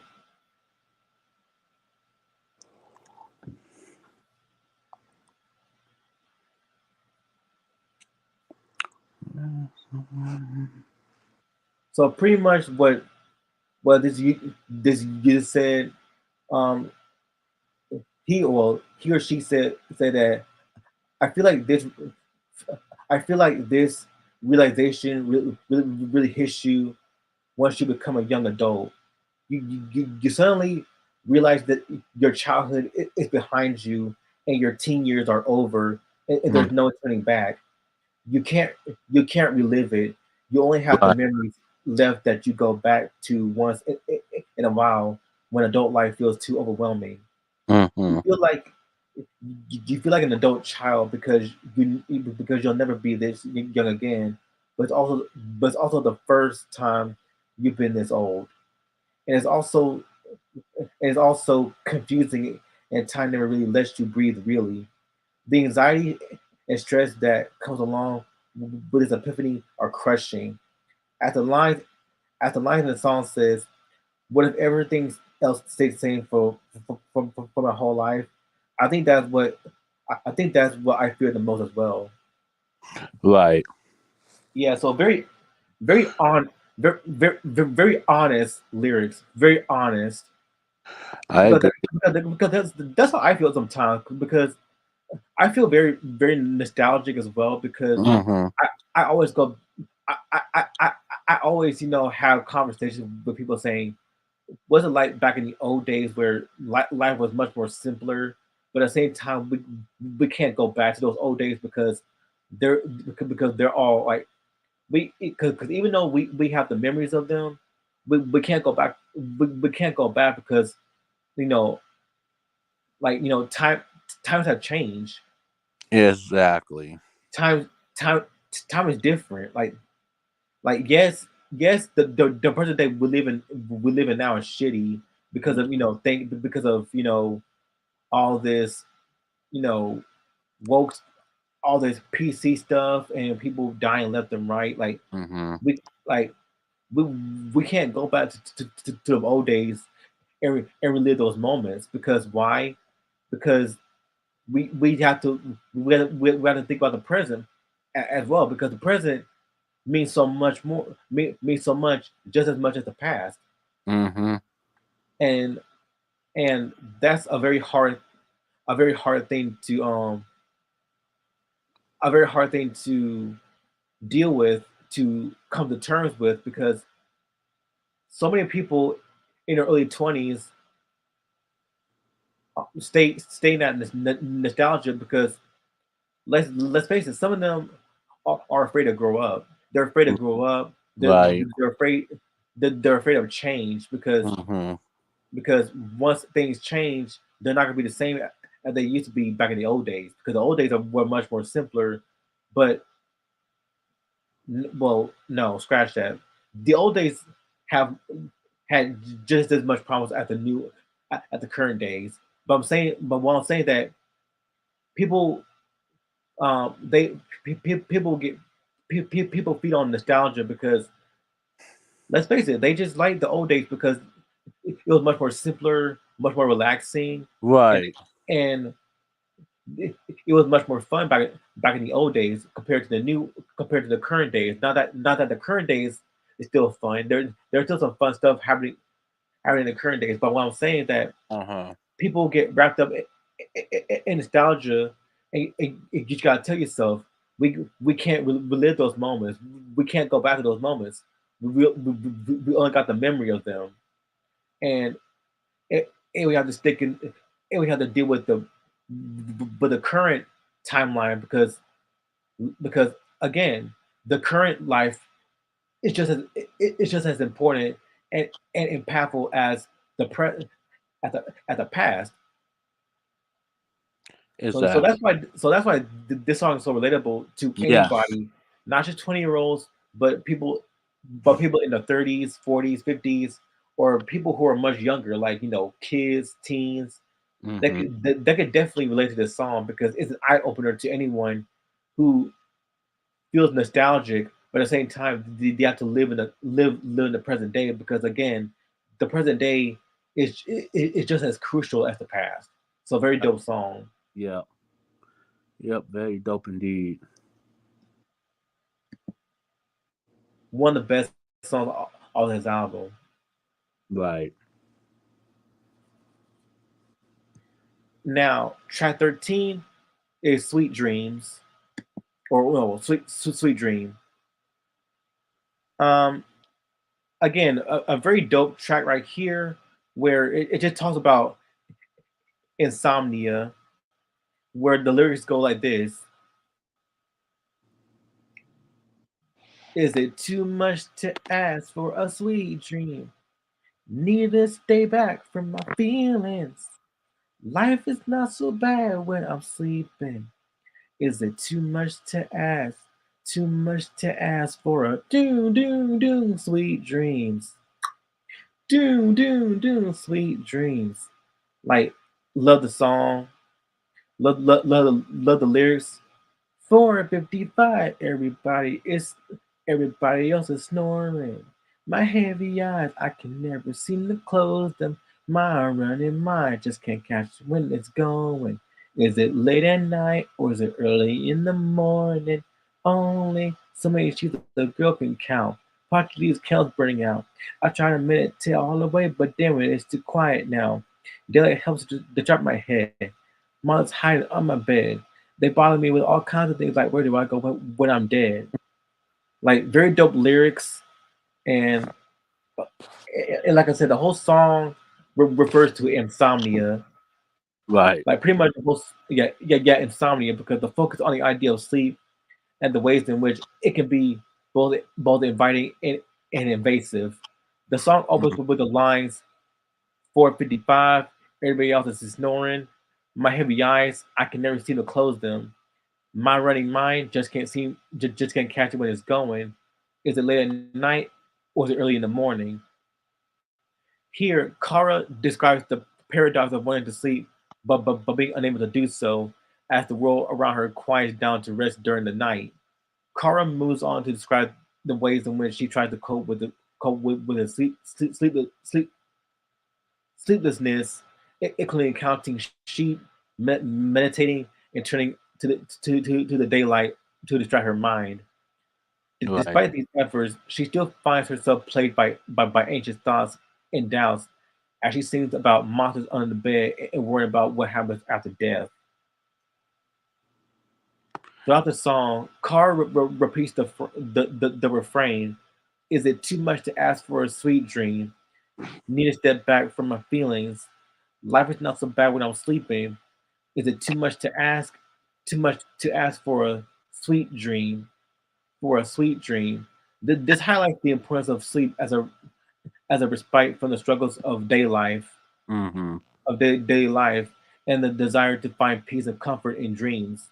Overall, Sweet Dreams is a poignant reflection on the complexities of sleep and the role it plays in our emotional well-being. Right. So, very dope song, very, just very cool lyrics. I love Alessia's, calm, just enchanting vocals. Like Mm-hmm. the whole song is very dope single. I love it. Yeah, this one's a pretty good song, as well. Like the beat, like the lyrics, like the production on there. Yeah, she actually did her thing on there. Yeah, I just love the whole vibe to it as well. It has that dreamy quality to it as well, and the music video is Right. very dope too. Like it's Mm, very dope too, and it goes with the song because they have that very dreamy, spacey quality to it. exactly. Yeah.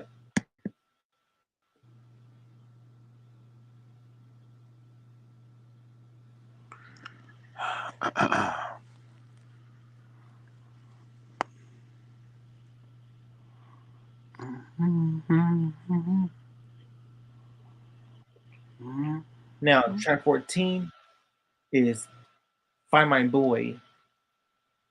Now this again another very cool song where she just sings about a song that conveys a sense of longing, excuse me, and a desire to find the perfect partner. The song begins by describing various attributes and scenarios that the singer imagines her ideal boy would have or be involved in. From being located in Florence, enjoying poetry, practicing yoga, and eating pizza in Brooklyn, to skating in Ipanema and appreciating art in Milan. The lyrics paint a diverse picture of what the singer envisions in her dream partner. Right. The chorus emphasizes the singer's frustration and confusion as she expresses her disappointment in past failed relationships. She feels like she is running out of luck and time, unable to comprehend why she can't seem to find the right person.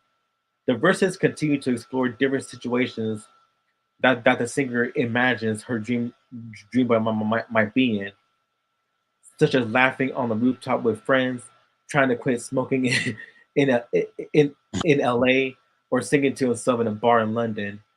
The song concludes with the singer mentioning her presence in Toronto, always on the go with her same old sneakers, eagerly anticipating the moment she meets the man of her dreams. Overall, Find My Boy captures the yearning for a connection and the search for love, with the lyrics reflecting the singer's hopefulness and impatience to find the right person. Very dope song, very dope themes, very dope lyrics. Love it. Yeah, this was pretty good too. Um, love the lyrics, the beat. She definitely did a thing on there. So yeah, this was a pretty decent song. All right. Now, track 15, Voice in My Head. Now, again, very dope song right here, where it pretty much talks about where Alessia Cara unpacks the idea of self doubt and anxiety. She talks about how there's figuratively two versions of her, one that is confident and full of self love, and the other that is filled with insecurities and covered in expectations. The music video also brings this to life by portraying a normal Alicia trying to keep up with her ideal self in a distorted mirror. Uh-huh. Alicia sings about how she is winding her winding herself and pulling all her strings, and has become her own worst enemy at times. Throughout Mm, the song, she also battles feelings of exhaustion, hoping to find a way to shake off the burdens. Ultimately, the song powerfully counters the inner struggle that many people face with anxiety and negative self-talk. The idea for Voice in My Head came to Alicia when she was laying in bed one night and couldn't stop thinking about how all her worries and insecurities were not real. They mm, just lived in her head. Alicia wanted to make sure that people who heard this song felt understood and less alone in their thoughts. She felt that people often see anxiety as someone who is overacting, but the song shows how all of these feelings are all real are all real and visceral. So wow. very great song, very relatable lyrics, and I love the lyrics where she sings, "There's an there's an evil figurine in my brain, winding me up and pulling all my strings. Like I'm some kind of paper doll, lacking backbone, made of elasticity. Turns out it's just me. Push myself and bring my own heart. I jump right out if I could. Never out the woods. Thumbing me after all. I wish I should. I wish I could shake the burdens off. Voices in my head need a muzzle 'cause you're way too loud. Time walking with my head down. Hey now, you wearing me out. Voice in my head, need a muzzle 'cause you're way too loud. Time walking under your rain cloud. Hey now, you weigh me down. Like very catchy lyrics as well. Love it. Love the whole song. Love the whole production. I love it. This should have been a single. Right. Yeah, I liked it. This was good. The production, the beat, the lyrics, they were all really good.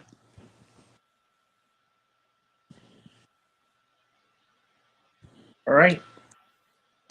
Track 6 is Slow Lie.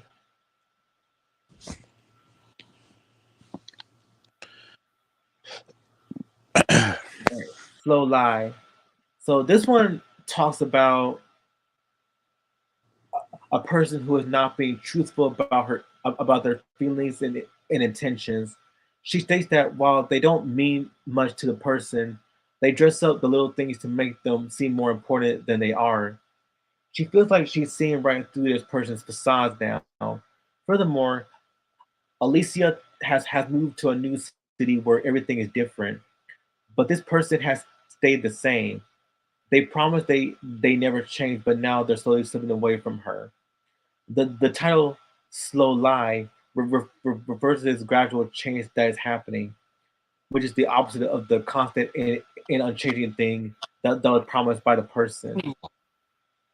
The chorus "Slow Lie," "They're your lies," that everything will stay the same highlights the disappointment Alicia feels after realizing that the person she trusted and cared for is not the same anymore. She also suggests that people should not lose themselves by indulging in the wrong things, like building a glass house on the wrong things or getting too high off of a big name. She mentions a hill, which could be a reference to childhood memories and how the person has changed since then. In the end, Alicia accepts that she will still see the person around, but the relationship will never be the same, and she reminisces on the slow lie that led her there. Mm-hmm. Yeah, so pretty much so pretty much this whole song is about people. It's like people change. People change. Some, Right. some people change for the better. Some people change for the worse. Right. And trust me, I know. I have best friends that I had in high school. Some of them changed for the better, while others change for the worse. Cough cough, Kira Brown, which who is a person that I don't talk to all, all that much no more because, like I said, she she has her own life, Yeah. and I got my own life. Exactly. Yes, because our lives are very different now. Right. Yeah, she got her life, and I got my own life, and and even even if I even if I do talk to her or socialize with her, I still don't want to have all that drama near me. Mm-hmm. Yeah. So slow life is a very like it's relatable for anyone who who had those best friends that they knew since childhood, and but as they grew older, they start to change, and it's a noticeable difference. Exactly. Yeah. So this song is very okay. Like it's okay. It's very enjoyable. The Mm-hmm. songs like the things are very are relatable for anyone who has friends that change for both the best or the worst. Right. So this song so this song is cool. It, it's decent. I like it. Um. Yeah. That's. Yeah. I got what the message it was coming from. The song was man.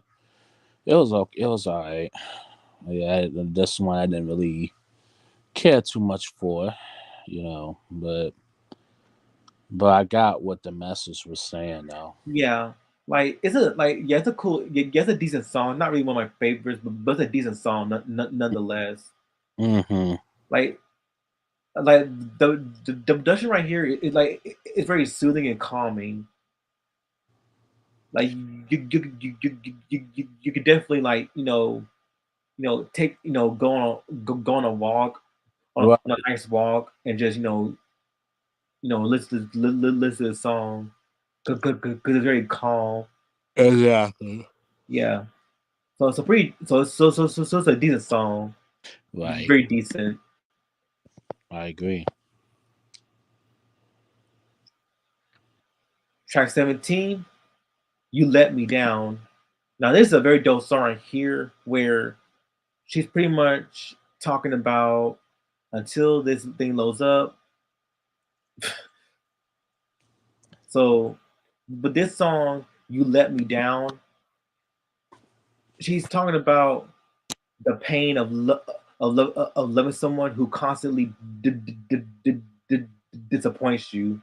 Mm-hmm. The opening lines describes the person as an evergreen and the fire in the singer's past, implying that they have been in a life for a long time and that their presence has been strong and impactful. However, the singer acknowledges that they cannot move forward in their life if they continue to look back, and that the relationship is ultimately a lost cause that they might that they must face. The chorus of the song speaks to the conflicting emotions that come with loving someone who continually lets you down. The singer declares that they love this person, but they already been hurt by them. The repetition of the line, "I love you, but you let me down," it emphasizes this internal struggle and the heartache the singer feels. Exactly. The latter verses describe a cycle of disappointment in the relationship. The singer has been hurt by this person multiple times, yet they keep coming back to them. They describe their efforts to move on and how they try not to dwell on the pain. Mm-hmm. The final lines of the song reveal the singer's inner conflict. They never meant to let this person down, but they also but but but they also hope that they hear them say that they love them. Right. Overall, yeah. Overall, "You Let Me Down" is a poignant and emotional reflection on the pain of a relationship that has caused the singer to feel let down and unfulfilled. So very sad song, but very relatable. Love the lyrics, love the production. I love it, and again, I love her vocals. Very they're just overall very dope song. Mm-hmm. Yeah, this was very sad and relatable. And that's you listen to this if you like in a mood for like sad songs.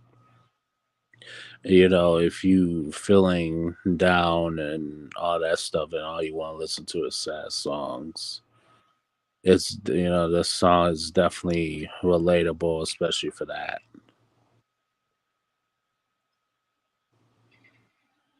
All right, dope. Now the last track of this album, "Apartment Song,"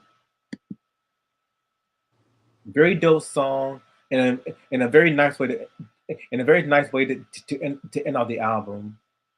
Very nice way to end on the album. Now, this right here is a very dope song. Especially, I just love the lines where she said, "Something in the air, I'm tripling inside. Oh, I swear, something in the air. I've been up all night and I don't care. Oh yeah, yeah, yeah. Something in the air. I'm tripling inside. Oh, I swear. Something in the air. I've been up all night and I don't care. Oh yeah, yeah, yeah. So the song, a Palmer song, is about the feeling of joy and happiness that comes with being alone in a cozy apartment. The Right. song has a light and breezy tone with a distinct focus on the small joys of life. The lyrics describe the feeling of waking up and appreciating the beauty of the world around you, despite any personal shortcomings or difficulties. The chorus of the song emphasizes the feeling of something in the air, a palpable sense of happiness and excitement that the singer is experiencing. The idea of tripping inside suggests a sense of euphoria and happiness that is almost overwhelming. Mm-hmm. The second verse of the song emphasizes the transient nature of these happy feelings. The singer knows that the joy she's experiencing is fleeting and temporary, but she chooses to embrace it anyway. She dances around her apartment, watching TV and, and reveling in the simple pleasures of life. The chorus repeats, emphasis it emphasizes the singer's sense of contentment and happiness despite any other issues in her life. The song ends with the repetition of the phrase "something in the air," further emphasizing the unexplainable the unexplainable sense of happiness that the singer is experiencing. So overall, Apartment Song is a feel-good track about finding joy and contentment in the small things in life, even when things aren't perfect. It's a celebration of self-love and the power of simple pleasures to bring happiness. So very dope song and very nice way to end off the album. Love it. Yeah, good way to end off the album. Very decent song. Um, I like the production and I like the lyrics of it. So this one's cool. Yeah, especially when I hear when I hear her vocal, Alessia's vocals, they just give me a adrenaline. Right. They make my adrenaline rush. Mm-hmm. Yeah. So that's all the songs. So final verdict. This is a very dope album. Very dope album. Just fantastic, fantastic production by Alicia Cara, Salam Remy, and let me look at the producers.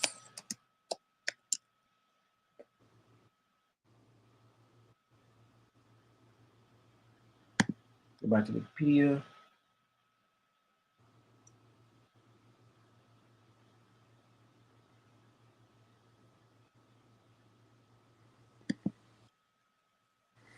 So overall, very dope production by um, Banks and Ranks, Billboard, Boy Wanda.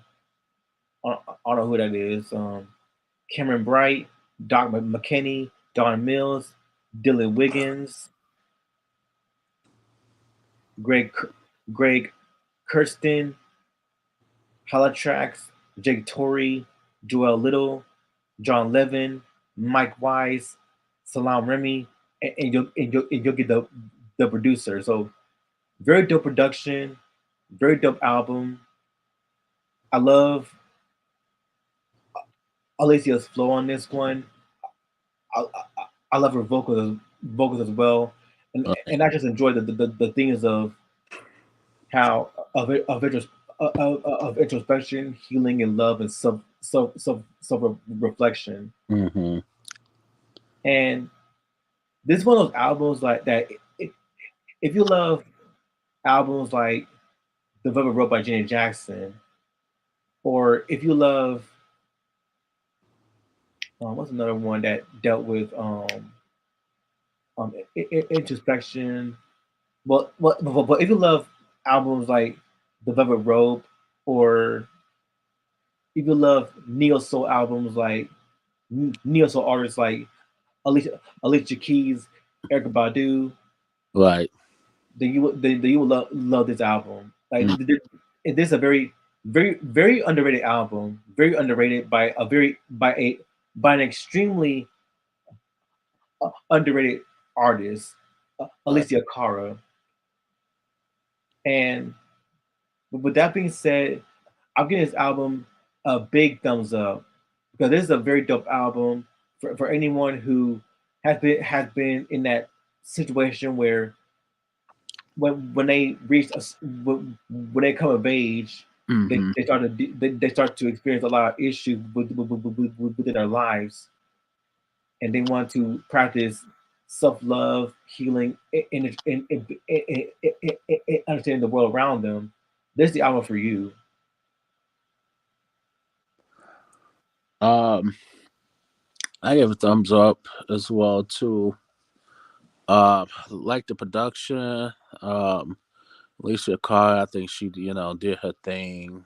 Um, this was a pretty, my first time listening to it. Um, Pretty, decent album. Um, yeah, this was good, great lyrics, and some of the messages that she was trying to say. So yeah, I give it a thumbs up as well too. All right.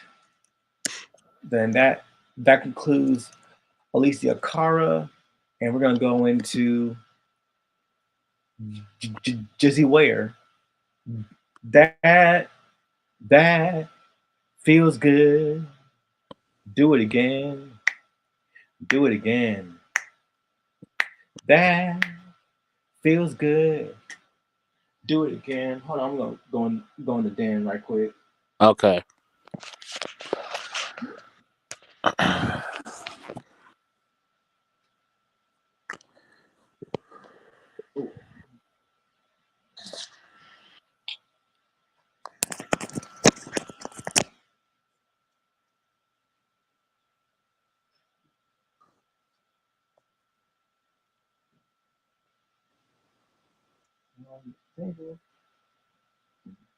There we go.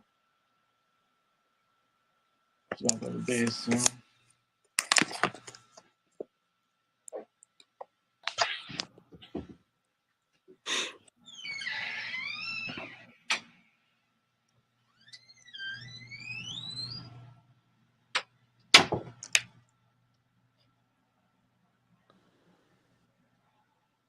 Hey, Noodle.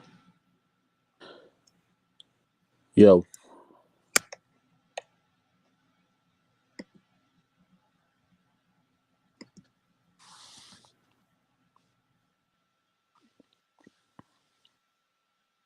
That's my camera. There we go.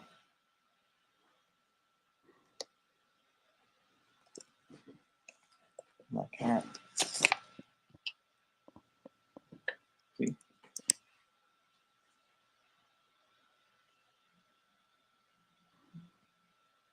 Hey, Noodle. See that's my cat right here. Oh, Yep, Noodle. that kind of looks just like my cat. Yep. He's wild. He's wild. Yeah. How old is he? He like a kid, like a kitten. Oh wow. Like not small, but like he's like average size. Right. Yeah.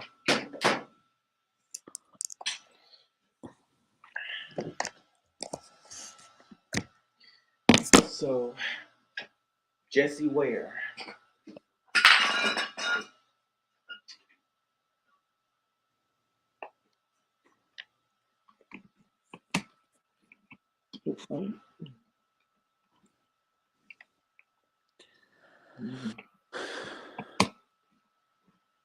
Mm-hmm.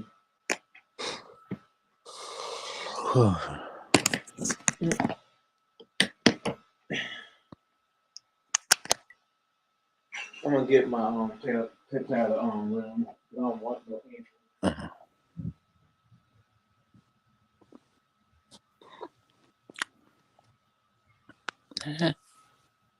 Feels good.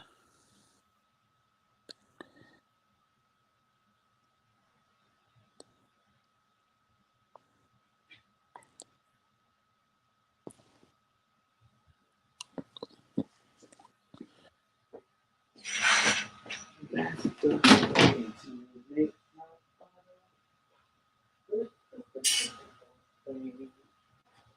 my strawberry rain. Shake it, and put it on the top. That's the way to make my bottle pop. Yep. So that feels good by Jessie Ware is the next album that we're gonna talk about. Now, now this is your first time listening to Jessie Ware, right? Yep, this is my Yeah. first So too. yeah. So how I got into how I got into Jessie Ware is through a song Alone. Yeah, her song Mm-hmm. Alone, which is a very dope song, Mm-hmm. and and Jessie Ware, she was born. She's an English singer that was born in October 15th, 1984. Oh wow. She's currently she's currently the 39 years old. Wow. Yeah, yeah. She's still young. Don't she's still young. Right. Yeah. She came to prominence following the release of her debut studio album Devotion, which peaked at number 5 on the UK album charts. Produced the single Wildest Moments, which was shortlisted for the Mercury Prize. Her second studio album Tough Love reached number 9 in the UK and produced the singles Tough Love and Say You Love Me. Her third studio album, Glass House, reached number 7 in the UK.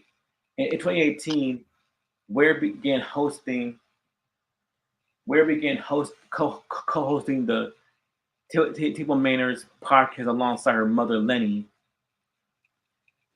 Ware pivoted to a disco-influenced sound for her first studio album, What's Your Pleasure, which was released to critical acclaim, reached number 3 in the UK, and produced the songs Spotlight, Save a Kiss, and Remember Where You Are. Her most recent album, That Feels Good, produced the song Free Yourself, reached number 3 in the UK, as well as peaked at number 16 on the top album sales chart in the US. Ware has been nominated for a total of 6 Brit Awards, including one for Best New Artist and for British female solo artists. She is also she's also a 2-time Mercury Prize nominee. So, brief story about Jessie Ware. I'm not gonna go into. I'm not gonna go. I'm not gonna go all in on this, but just brief. So Jessie Ware was born at Queen Charlotte's Hospital in Hammersmith, London, on October 15th, 1984. She was raised in Clapham, London. She's the daughter of Helena. I mean, no, Helen. Excuse me, Helena Ni- Nikhil, usually called Lenny, a social worker, and John Ware, a BBC panorama reporter who divorced when she was 10. She's the younger sister of English actress Hannah Ware. Her mother was supportive in her early musical career, and Ware considers her to be her hero, saying, "She brought up my sister, brother, and me with so much love and fun, and always told me I could do anything I want." Ware's mother is Jewish, and she was raised in the faith. Ware was educated at Allen School, a co-educational independent school in Dulwich in South London, where she was a schoolmate for Florence Welch, Jack Jack Pignate, and Felix White of the Maccabees.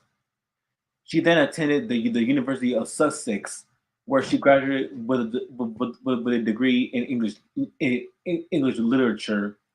After her studies, Ware briefly worked as a journalist at the Jewish Chronicle, did sports journalism at the Daily Mirror, and worked behind the scenes at TV company Love Productions. There, she was a colleague of Erica Leonard, otherwise known as E.L. James, the author of 50 Shades of Grey. Oh wow. Yeah, never cared for that franchise Right. for for obvious reasons. For Mm-hmm. obvious reasons. So that's all you need. That's what you need to know. That's just the basic things you need to know about Jessie Ware. Because again, I'm not gonna go too in depth on her personal life because Mm-hmm. that'll take up the whole time on a live stream. But Right. I want to show you the album cover, right? The album cover for this album.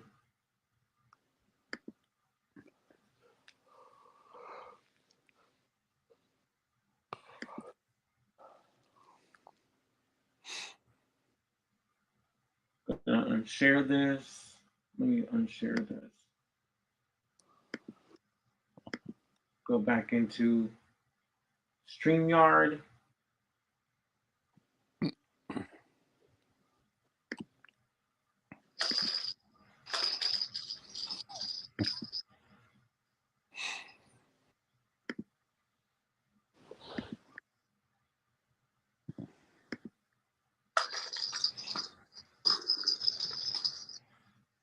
So this is the album cover right here. Like, Okay. yeah, that's the album cover. Like, very dope album cover. It's very like it's very simple, very simple. And I Right. love like when you look at the album cover, it gives you that vintage 70s feel to it. Yeah, I agree. That 70s vintage 80s look to it. Like it feels more 70s than 80s. Right. Because you can tell by the font, like it just Hmm. it just speaks volumes to how this album reminisces the 70s, classic disco funk music that we all know and love. Hmm. And she's gorgeous looking too. She's very gorgeous, She is. like very very gorgeous. I agree. There's just something about British and people and Australian people. They look so gorgeous. I know, and they don't age that much. Australian people, Yeah, like, yeah. and Japanese too. Japanese are sexy too. Right. So we're gonna start with this album right here. It's not too long. It only has 10 tracks. So yeah. So very short, very sweet. Hmm. Just 10 tracks and that's it. Hmm.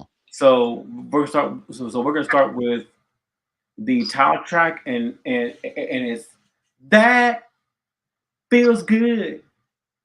Do it again. Do it again. That feels good. Do it again. Do it again. Man, this is a dope one of the best songs of all this album, and a very good way to start the album. And pretty much this whole album is all about, the lyrics to Jessie Ware's song that feels good reflect the exhilaration and pleasure experienced in a new and exciting romance or relationship. The repetition of that feels good, do it again, emphasizes the intense enjoyment and desire to continue experiencing the positive emotions and sensations that come with being with someone special. The lyrics suggest a sense of craving and anticipation for the next encounter, capturing the addictive nature of love and intimacy. The verse, I'll take you to the rooftop and the basement, what do you want? Suggests a willingness to explore and indulge in various levels of intimacy and adventure. It implies a, a desire to discover new dimensions of pleasure and connection with the other person. The chorus reinforces the idea of doing things well, emphasizing the importance of fully immersing oneself in the experience and making the most of it. The second part of the song introduces a feeling of liberation and a celebration of pleasure. Lines like pleasures are right and freedom is a sound suggest that the song is about embracing one's desires and not feeling guilty about seeking enjoyment in life. The catchy repetition of again, again, again adds to the sense of craving and surrendering to pleasurable experiences. Overall, that feels good is a song that captures the electrifying and addictive nature of a new relationship, highlighting the desire to continually seek and savor the pleasurable sensations that come with it. So very very dope song. one of my favorite songs of the album. I love the funky um, production from. I love the funky production from um, Jesse Ware, James Ford, and Shung Gudzu Kuya Kuyimba.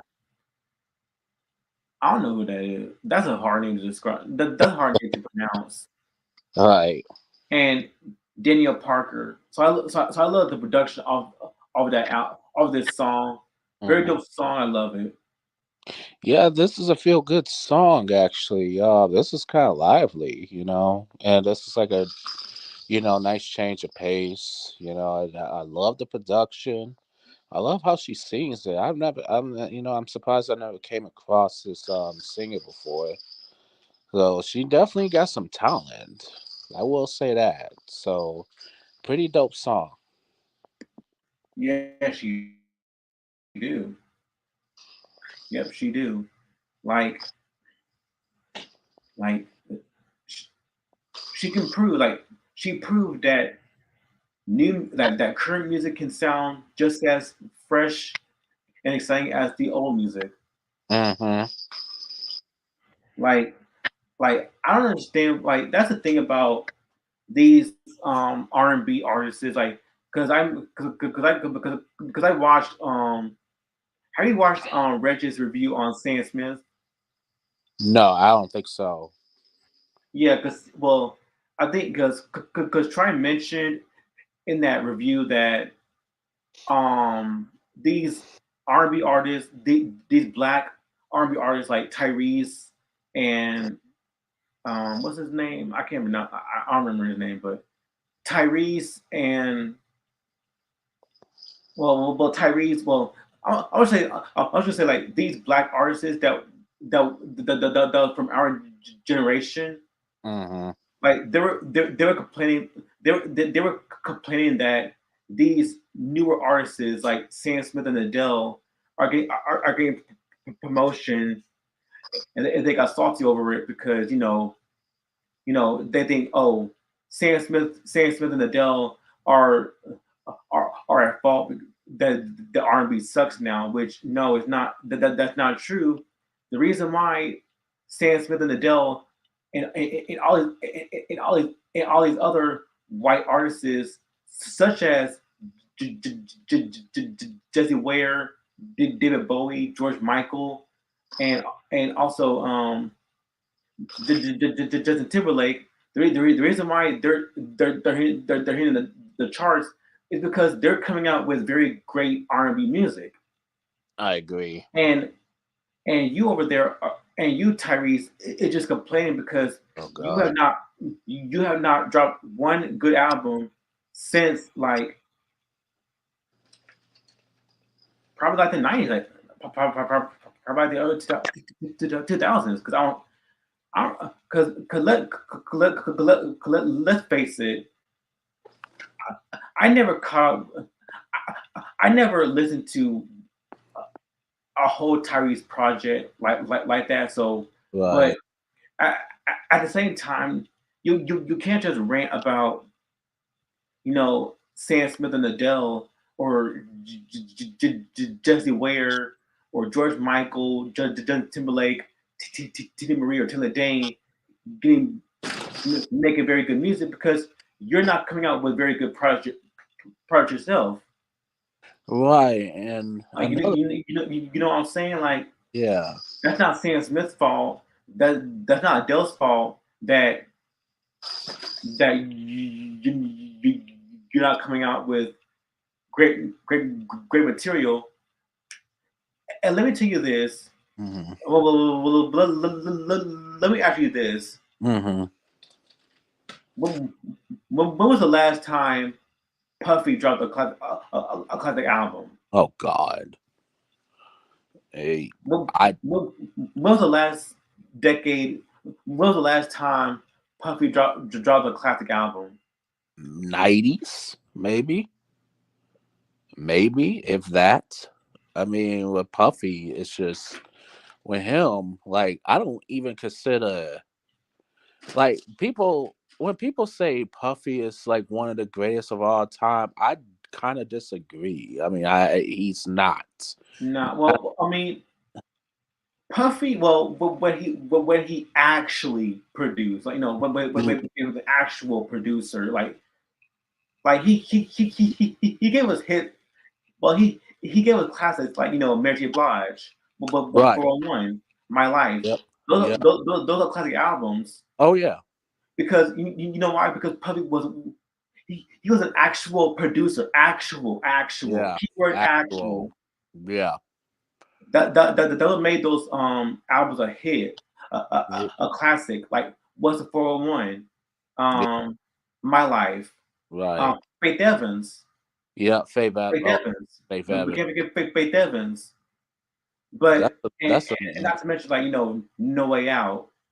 yeah. Faith Evans. That's another one. Barely anybody talks about. I think she's well known. Yeah, Yeah, she's well well, known. huh?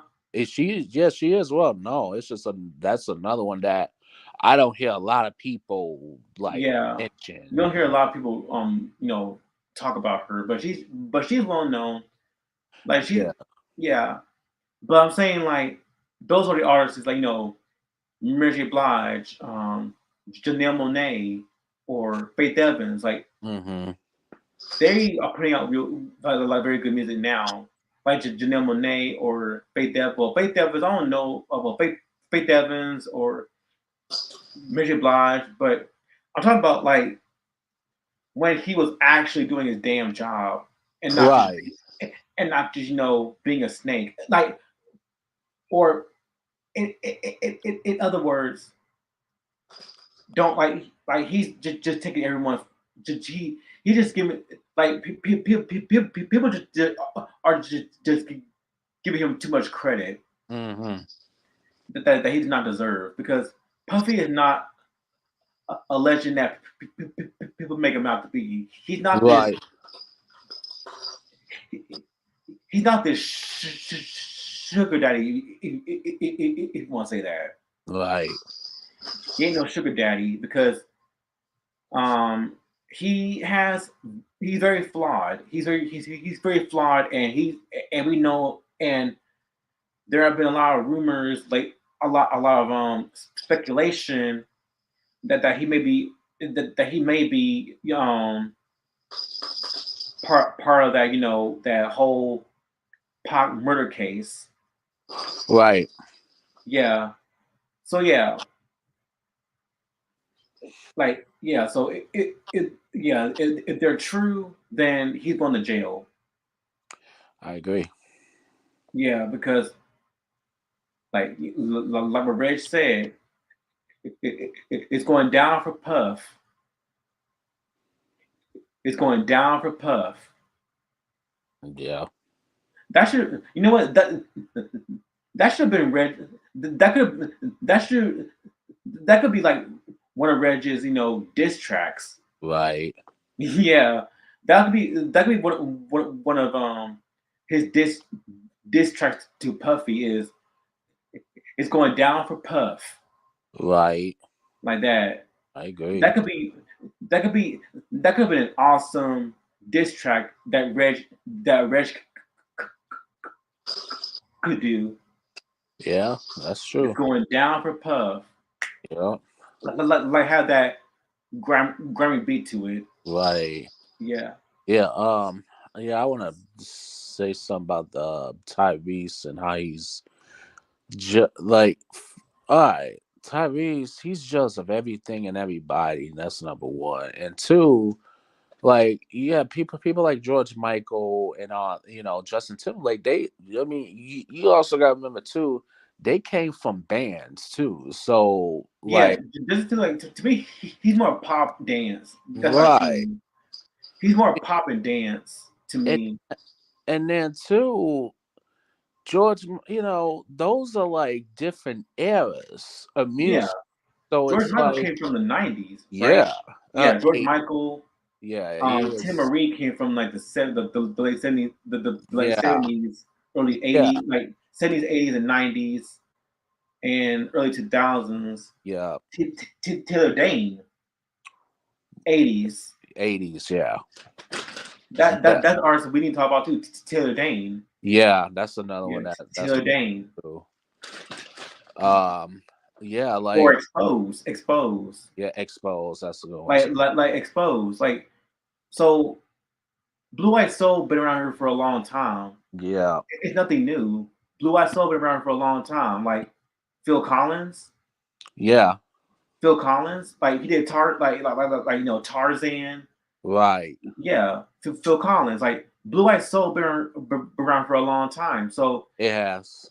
if there's room for Eminem, like if there's room for Amy Winehouse, um, Eminem, Jane Child, Yeah. George Michael, David Bowie, then there's room for Sam Smith, Adele, Jessie Ware, Right. Alessia Cara, and all these other um, white and light skinned artists. There's room for everybody. Yeah, I agree. Like there's because it's always just this race thing that white people are ruining R&B. No, they're not. Right. No, they're not. Yeah. Like look at Madonna. Look look how look how much she accomplished. I agree. Madonna Yeah. from her 80s to 90s, she was dropping a ton of dope shit. Right. Yeah. Her debut, Like a Virgin, Yep. That True so much. Blue, Like a Prayer, like Yep. Erotica, Ray Yeah. of Light, like she was dropping heat after heat after heat. Right. 80s and 90s. That's Yeah. her golden. That's her golden period. I agree. And not to 80s and mention 90s. she was doing movies. And, So and she broke and she pushed so many boundaries too. yeah. Like Bee Gees. Bee Gees. Yes. Like where the hate where were the haters when Bee Gees when Bee Gees was making disco albums? Right. Hell, Off the Wall, Michael did the same thing, and, and he did awesome on it. Off the Yeah. Wall, Yeah. that's a classic disco album. Off the Right. Wall, I agree. I love Off the Wall. Very I very, do very too. good album, but very good disco album. Yeah. Very classic album. Yeah. So this Tyrese whole thing, like Tyrese is just being an idiot. I agree. Oh yeah, Tank. Yeah. Tyrese, Tank, all the like these R&B artists is like Keith Swift, Tevin Campbell, like they had come out with a classic ever since. So they had classics, but I'm talking about like in recent years, Mm-hmm. they have not come out with a classic in recent years. So if they're getting mad at Adele or Sam Smith or Amy Winehouse making R&B music, it's because they can. Because listen, Adele has a great voice. Now, I'm not I'm not a big Adele fan, but she has a dope voice. Right. Yeah, she can do R&B. Right. But so these people like Tyrese is getting mad. No, the reason why you're getting mad and throwing a temper tantrum is because you're not coming out with great music. Yeah. Yeah. Like So great R&B music. That's one of the reasons why these people they transition to other R&B artists like the new R&B artists like Coco Jones, yeah. her, Janae Aiko, Mm. Kaluchis, and SZA, because those are the artists that these people are going to turn to, or turning or have already turned to, Mm-hmm. because artists from our generation is not dropping anything good. Like Right. aside from Erica Badu and D'Angelo and Alicia Keys, like Erica Badu, D'Angelo, and Alicia Keys, Jill Scott, they dropped out. They dropped a lot of good, a lot of dope shit. Mm-hmm. Very good shit.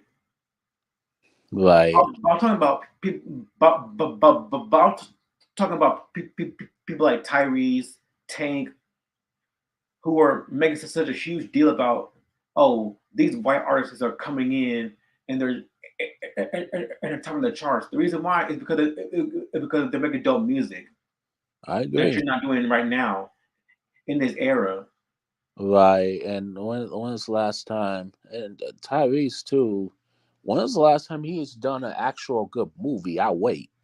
I don't know. Yeah, I I don't. wait.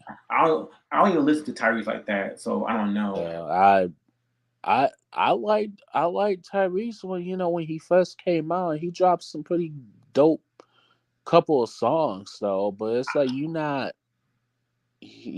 not new edition level or you know the Like, give me New Edition over Tyrese. right, Like, give me Shantae Moore over Tank, because right, Shantae Moore can actually sing. yeah, Tank be like, when we touch, when we touch, yeah, like that. yeah, Hell, like Bruno Mars. I love Bruno Mars. Like Bruno Mars. yeah, Give me him over Tank. right. Oh yeah, Yeah, but that's what I'm trying. That's what I'm trying to say. The whole point is, if you don't like it, shut up. Shut up. Stopping a pussy. Stop being a bitch, and mm-hmm. just let these people do their thing. Right, All right. Now, track two is "Free Yourself." Now, this is a very dope song right here, where this one is all about where she sings this, where she sings about, okay, the song "Free Yourself" by Jessie Ware is an anthem for personal liberation and self discovery. mm-hmm. Through the lyrics, she encourages the listener to break free from their fears and insecurities, and embrace their authentic selves. The song first verse encourages the listener to keep moving forward towards their goals, doing what makes them happy, even if it isn't what society expects of them. She tells them to please yourself and not let anyone or anything stop them. In the second verse, she urges them not to wait around for someone else to make them happy, but instead to take charge of their own lives and find someone who will support them. The chorus repeats the message that the only way to be truly happy and fulfilled is to free oneself from the constraints of society's expectations. Yeah, The lyrics of "Free Yourself" focuses on themes of self realization and personal growth and empowerment. Jessie Ware encourages listeners to be true to themselves and not to allow society or other people to define who they are. The song's message is highly relatable, resonating with anyone who has ever felt stifled or constrained or struggled to find their place in the world. Through her lyrics, Ware shows that liberation is possible and that each person has the power to break free and chart their own course in life. So, very dope song. Again, another one of my favorite songs on his album. I love the whole vibe, the whole catchy melody of the song. The whole production is very cool, very funky. I love it.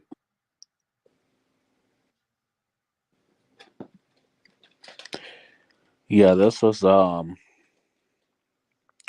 This was another good one. Actually, this one, the title of that song.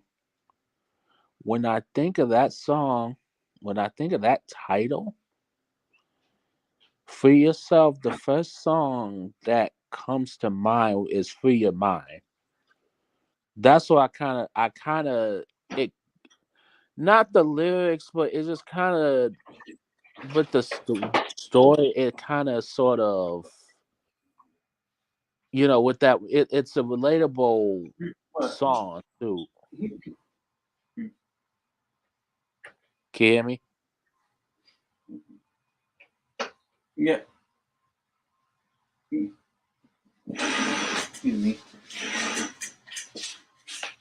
Wait, so when I'm done, Bill, I don't want you scratching me.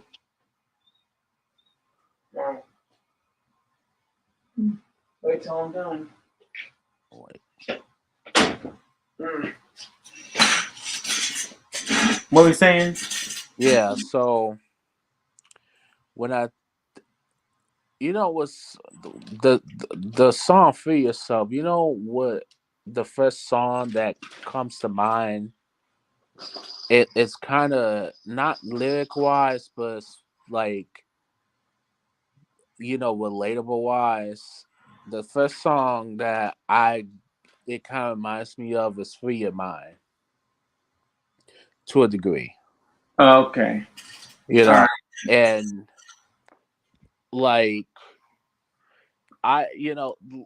story wise, like relatable wise, and it is relatable. And this is another good song. I like it.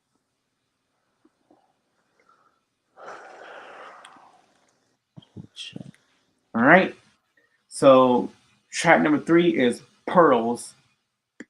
Now this is a cool song that revolves around the lyrics to Jessie Ware's Pearls convey a sense of liberation and embracing one's true self. The repetitive la lines in the chorus create a catchy and anthematic feel, inviting listeners to join in and let go of inhibit, inhibit, inhib, inhibitions.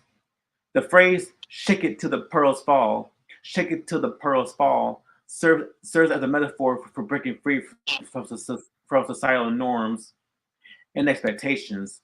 It suggests that it's time to let loose and go after what you truly desire. The opening verse reflects the different aspects of the singer's personality. They describe themselves as a 9 to 5 working individual, a lady, a lover, a freak, and a mother, and highlighting the complexity and diversity within their identity. The line "walking on the line" is in my human nature, suggests a tendency to push boundaries and seek a little danger in life. The the song encourages the listener to strive for their dreams and not be afraid to take risks. The repeated line, "I know you want to go to the moon, but if you don't go, you never get there," emphasizes the importance of seizing opportunity and pursuing one's aspirations. It's a reminder to not let fear hold you back from reaching your goals. Overall, Pearls celebrates individuality, embracing one's true nature, and living life to the fullest without regrets. It encourages listeners to break free from constraints and dash the way to the desires. So, so pretty cool message and pretty cool lyrics and pretty cool song. I love it. Yeah, this is a good song. Um, this was pretty cool. Lyrics, dope production. I like it. All right, sorry.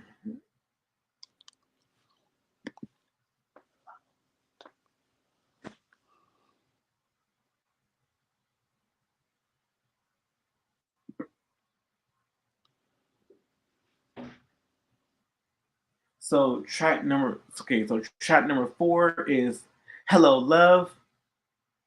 Now this is a pretty. a pretty good chat right, a pretty very a very good song right here.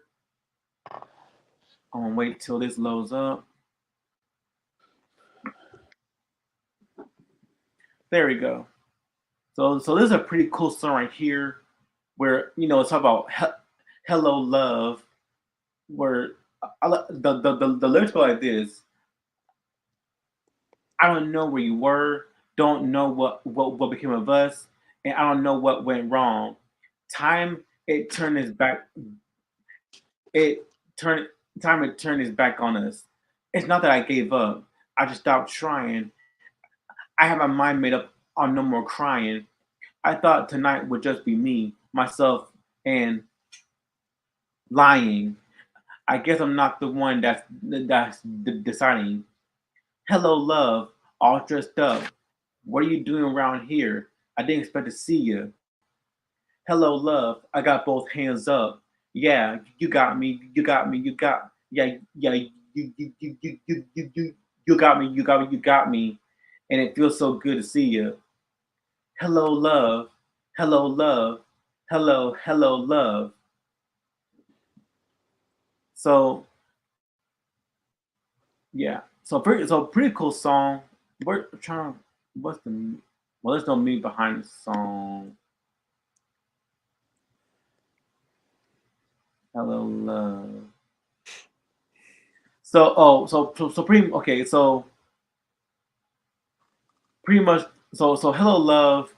It's a soft track that was inspired by soul led and groove led artists, the Gap Band and Donny Hathaway. Oh, So yeah, you can definitely hear like the whole like there's that whole step that 70s expired that old school that old school feeling right. that she captured in this song. Mm-hmm. Like the song is very old school. Like the whole album it has that old school feeling to it. So the whole album is very old school, and this song is very old school. Like it had that vintage old school feel to the song. So it's a pretty cool song. I like it. I love the old school feel to it, honestly. Like artists like Bruno Mars and The Weeknd, like they perfected it. And that's one of the things I like about both of them. Cause I like the old school feel. I even put her like up there with like it kind of had that old school, and then it's kind of like a Weekend slash Bruno Mars ish type like sound to it. So I even put I even like I mean I didn't have to listen to this whole album and say, oh well, she's kind of growing. I mean, she kind of sold me with the whole like 70s 80s vibes. I like it. Yeah, it got that vibe to it. Yeah, That's why I like it. Like that yeah, old school vintage vibe, but made it modernized too. yeah. You know what? She could work in like she could be like if she came out in the '70s, she would have been very dope too. Oh, easily. Cause she has the voice. Like she has that voice that and she could sing too. She could sing. Yes. Unlike unlike Cough Cough Drake. Oh God, yeah. And I'm gonna throw in SZA too because I mean SZA's dope, a dope. She a dope artist, but her singing wise, like some songs she sounds good. Other songs she be talking through her lyrics, but Right. with did I see Ware? She be she's a very dope singer, very dope Yeah. singer. Mhm. And she can actually sing, unlike Drake, who just talked through his lyrics. I agree. Yeah. So yeah. So track 5 is Begin Again. Yeah, Begin Again. That's correct. Yeah, track 5 is Begin Again. This one is a pretty decent.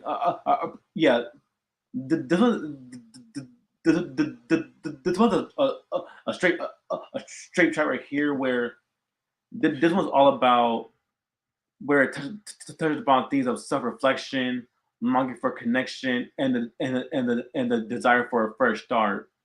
The first verse captures the singer's introspection as they contemplate their life, questioning whether it is at its beginning or end, or expressing the need for a new beginning.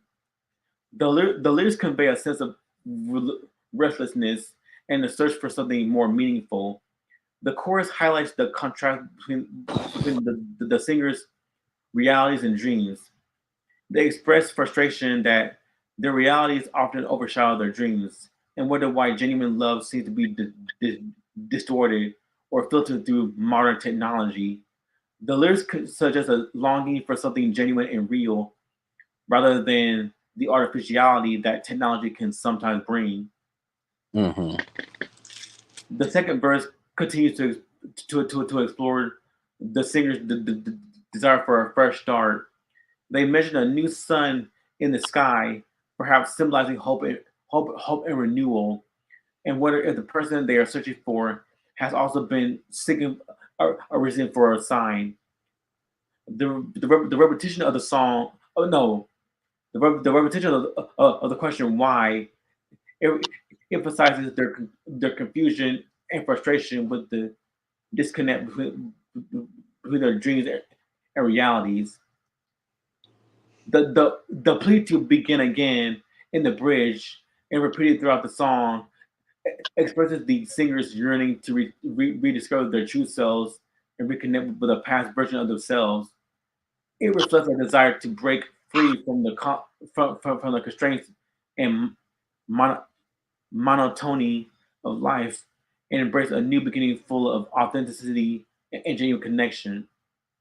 Overall, Begin Again is an introspective and lofty song that explores the universal desire for a fresh start and meaningful connection in a world driven by technology and artificiality. So, pretty cool lyrics, very cool song. I like it. Yeah, this was a pretty cool song too. Um, good production. She did her thing on this track, so I like it. All right, almost done. Wow, I I told agree. you, short and sweet, Yep, not I too agree. long, not too short, just short and sweet. Yep.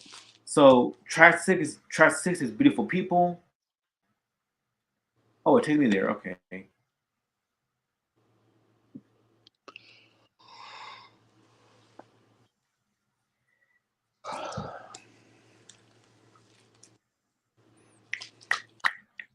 Yeah, track number 6 is Beautiful People. Now this is a pretty cool song right here, where this one where so basically it just talks to where it's just saying so the lyrics go like this. I wake up in the morning and I ask myself, what am I doing on this planet? GD, might as well impress myself. I'll buy a I'll buy a purple leather jacket. I want it. I gotta have it. Now wouldn't now wouldn't I be now wouldn't it be nice to have a little freak out, meltdown with some company? Oh yes, please. Put the day on ice, pour a cocktail, mix your joy with misery so sweet. So many nights with tears in my eyes, just dancing myself to sleep. So many faces, so many places, so many destinies. Beautiful people are everywhere, everywhere. Beautiful people, beautiful people, beautiful people are everywhere, everywhere. Beautiful people, beautiful people. Yeah, I know a place where something's going on. Beautiful people, you could come with all your friends, bring everyone. Beautiful people, give me your love, give me your love, give me your love, give me your love. Beautiful people, give me your love, give me your love, give me your love, give me your love. Beautiful people. So pretty, so very good lyric, very good lyrics. So with this song, so with this song, that celebrate that that song celebrates night clubbing and the community of people you encounter while doing so. Beautiful people everywhere, everywhere. Repeats where with ping ponging energy. So it's a very so it's a very cool like a very feel good track. So pretty much this is a song where you can dance the night away because it's feel good. It's a very funky track. Very dope production by very dope production by Ware, Ford, Kuyumba, and Parker. I like it. I like it too. Very dope production. She definitely did a thing on there. Um, yeah, it's a pretty good song. Yep. Now track 7, "Freak Me Now."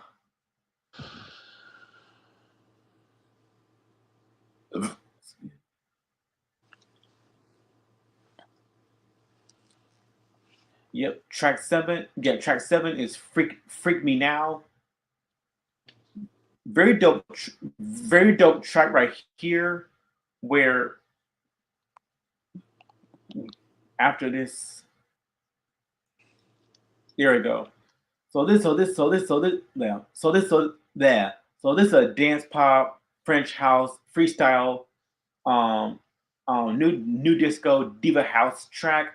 And you know me, I love me some freestyle music and like dance pop and freestyle. And I and I and I do love house music. So this song is very good. Where this with this yeah, where this song is about a passionate and intense desire for connection and physical intimacy. The repetition of the line, "Baby, keep heating me up. Oh, baby, keep heating me up. Oh no, do you go cool me down?"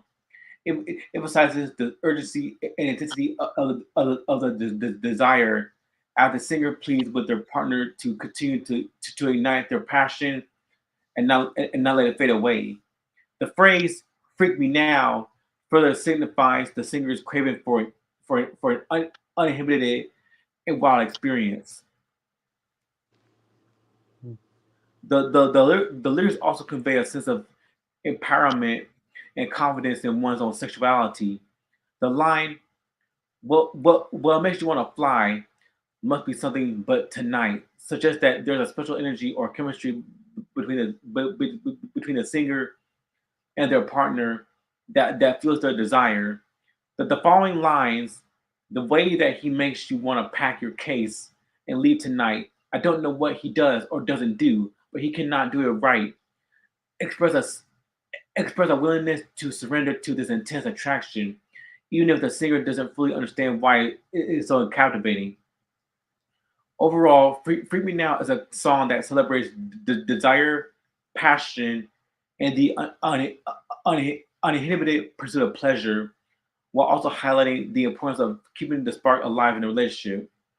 So, very dope song, very funky lyrics, very funky freestyle, and, and I love Jessie vocals, and I just love the production again by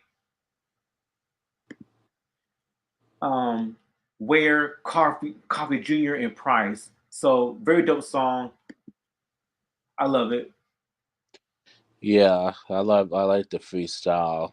Um, Production is good. She definitely did a thing on there.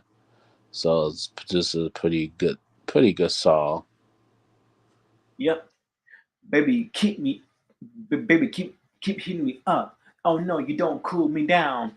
Baby, keep heating me up. Oh no, you don't. Oh no, don't you go cool me down. Baby, keep heating me up. Oh no, don't you go cool me down. Don't you go cool me down. Break me now. Right? Yeah.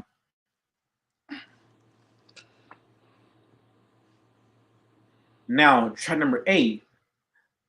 Another favorite of mine. Shake the bottle. Now, this is a very dope song right here, where pretty much this whole song. Now, this one, now this song has that vintage '70s vibe to it, and I love the song. I love the lyrics where she goes, "Jimmy lies, Jimmy cries, Jimmy just like other guys." That's right. That's right. Benny wants what Benny gets: broken hearts and cigarettes. I really liked Jackson, but he lived too far away. Eddie was romantic, but he never ever paid. Matthew was a classic, just like his pickup truck. He still lived with his mother, but he sure could. I don't need a rocket. I, I don't need a rocket on my finger, or like a picture, or a bottle of nice champagne. Just promise not to start it and stop it once you fire up the rocket. Flip the switch and flick on the flame. Pour the love like strawberry rain. Shake it, and put on the top. That's the way to make my bottle pop. Like that right there makes you want to dance. Yeah. Like yeah, that chorus, that chorus, yeah, it's just infectious. Like a very infectious chorus. I mean, no, chorus. So pretty much shake the bottle. Like it's a spoken word versus a spoken word where where it's pretty much she just recount fictional stories of ex lovers, basically. Um, where it says Benny wants what Benny gets: broken hearts and cigarettes. I really like Jackson, but he lived too far away. Eddie was romantic, but he never ever paid. So she drew comparisons to lip syncs on Raw Paul's Drag Race and the melodrama of the song. Um, and the track was inspired by Vogue, which is a song from Madonna, Grace Jones, and the B-52s. Its campness what was compared to Countess Luann's "Money Can't Buy You Class" by the independent by the Independents Adam White, and Christina's sharply witty depictions of New York's '80s hipster demi-monde by the Guardian's Alexis Petridis. And flirtatious innuendos tell the listener that's the way to make my bottle pop. So yeah, very dope song, very dope lyrics, and again, very dope production by.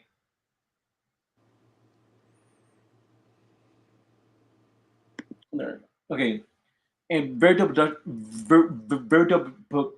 production by Ware, Ford, Kuya, Kuyi, Kuyumba, and Parker. Love this song. Love this song. Yeah, this was good. Love the beat.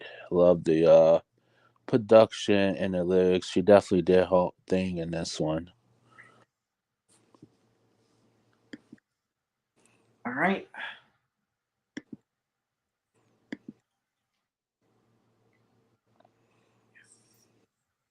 Track number 9, Lightning.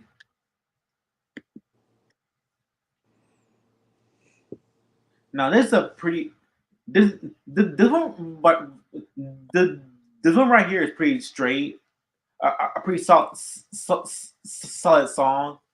Now this one is a R&B, sophisticated pop, alternative R&B, down tempo, smooth soul song. Pretty solid. Where it talks about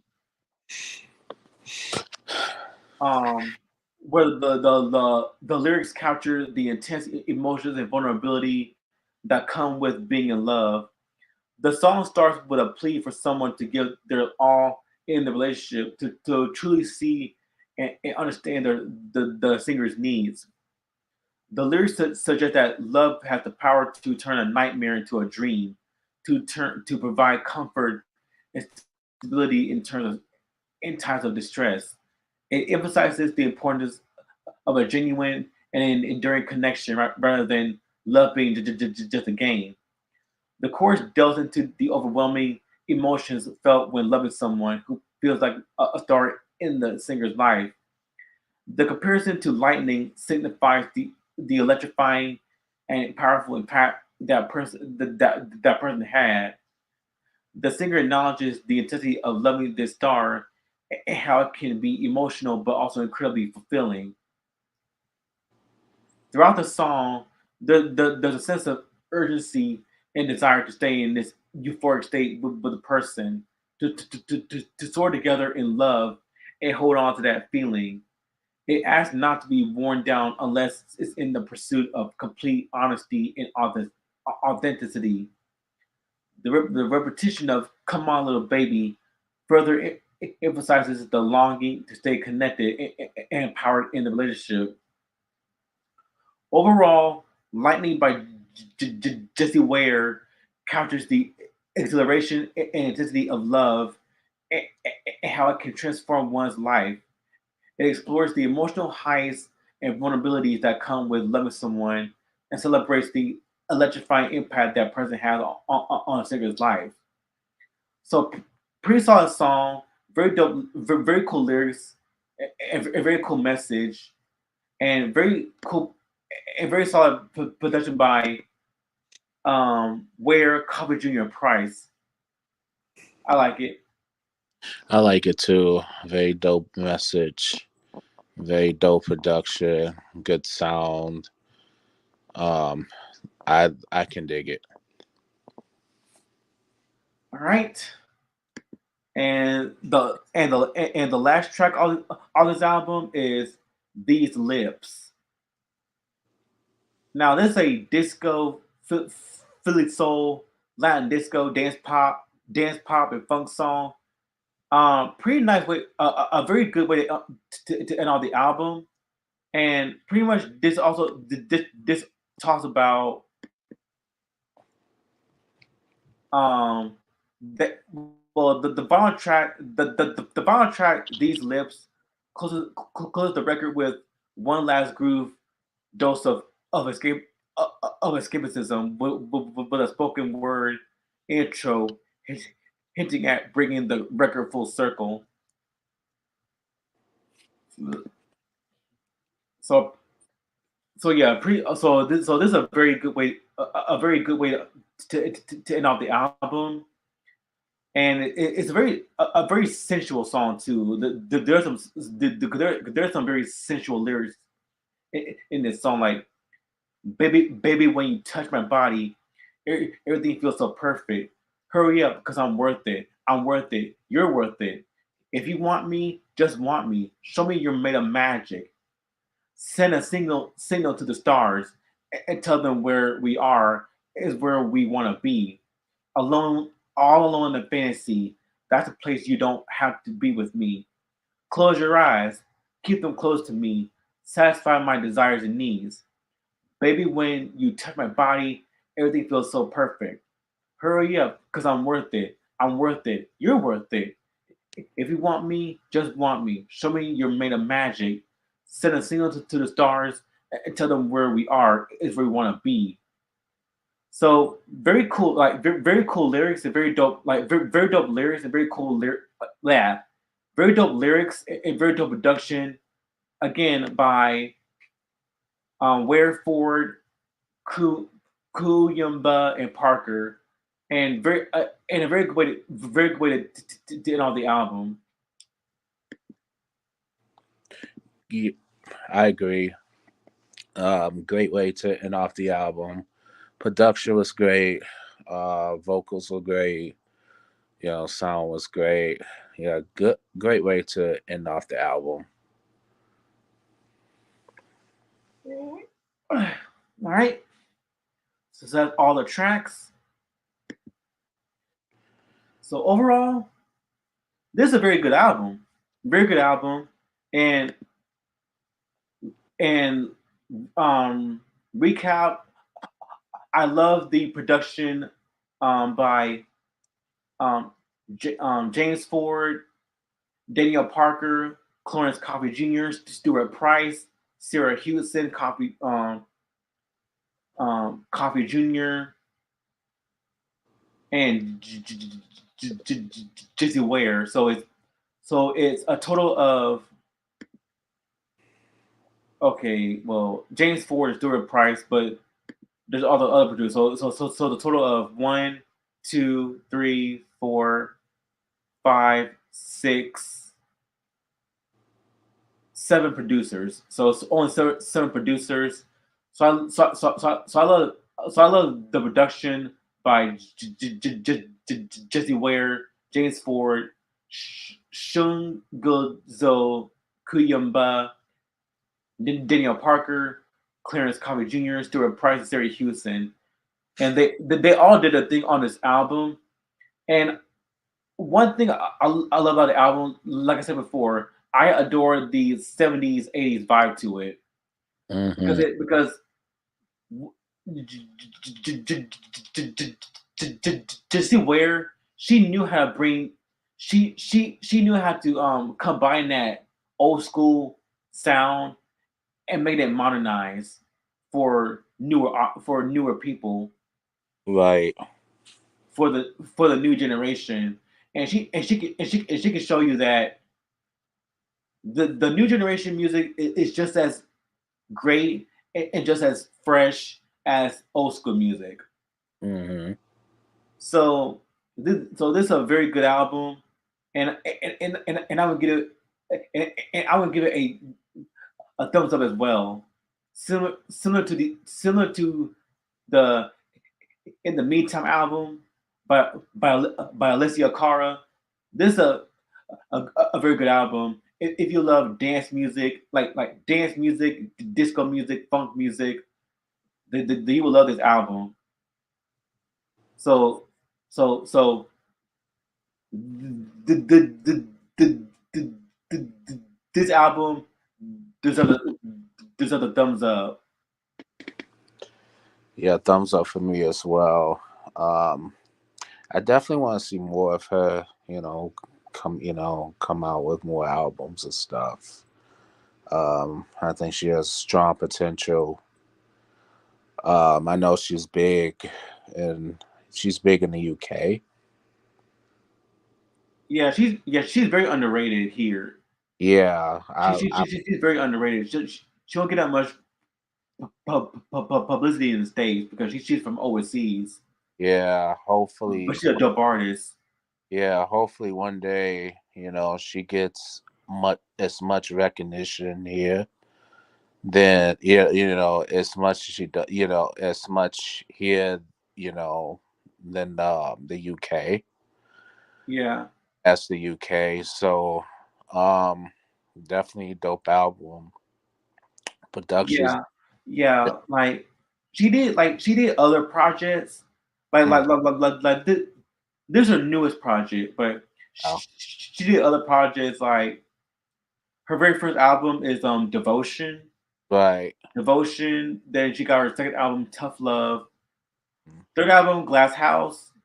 Um, she got one song that I love from that album. It's called Alone. right. That's a very dope song. Very dope song. And she Yeah, also had and she also had her fourth album, which is What's Your Pleasure. right. And that song got and that album has one of my favorite songs off of there. It's The Kill. Right. Yeah, I love that song, The Mm, Kill. Love that song. That song is fire. right. Like So, it has that dark, like that dark dreamy feel to it, that dreamy, spacey, dark um production to it. So yeah, very cool song, Right. and she can actually sing. She could sing. Right. Yeah, she can sing her heart out, unlike Drake. Right. Yeah, like staying alive, like that. Like shut the fuck up. Yeah. Exactly. Like you are not Bee Gees. Stop it. No. No. Imagine if he. Oh my god! Imagine if he covered one of Curtis Mayfield's songs. That would have been way worse. Oh my God. No. Like that would have been way worse. No. I'm like Drake. Stop it. You are not Chris Mayfield. You are not David Bowie. You are Yeah. not Bee Gees. Stop it. He needs to be banned then, if that's the case. Yeah. And Puffy needs to go to jail. I agree. I agree. Yeah, yeah. This one happens. People simp over Puffy. Puffy thinks he's a god. I mean, Exactly. yeah. I mean, yes. He gave us good album. Like, well, he not good album. Well, he produced um good albums. Like very great albums. Like Mary J. Blige's "What's for One," "My Life," Faith Right. Evans, "No Way Out." Like the reason why "No Way Out," the reason why "No Way Out" is popular. Well, not popular. Well, great is because of who's on it. Like the features, the Hmm. singers, the rappers. Not him. I agree. Let's be real. Agreed. So yeah. So that feels good. Very dope album. Facts. So few announcements. So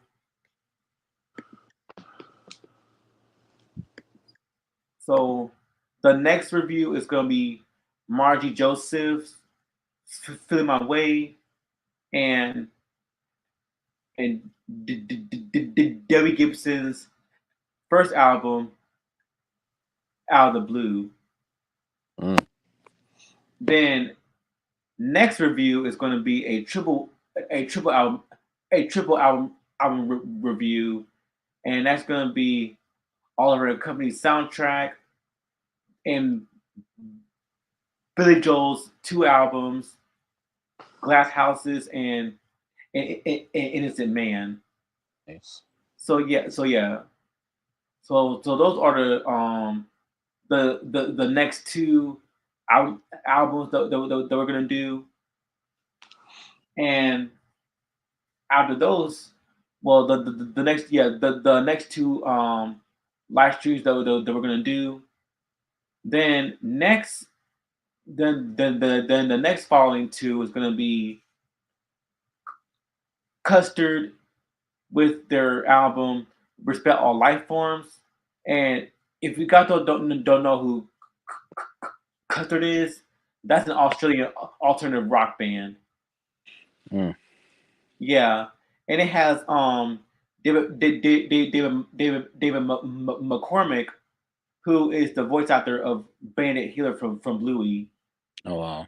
Yep, he's a voice actor for Bandit from Bluey. Mm. Yeah. So and also, well, yeah, that well, Custard and Culture Club.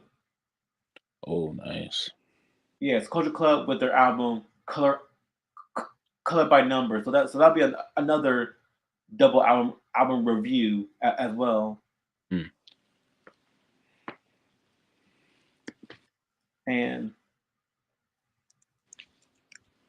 And the next live stream will be on the barge with their albums in a silent all this love and another album from them.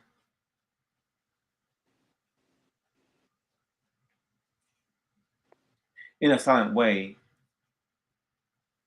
Nice.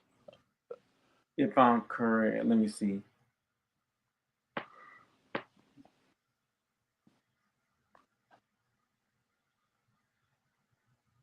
Yeah. Oh no, no, no. Sorry.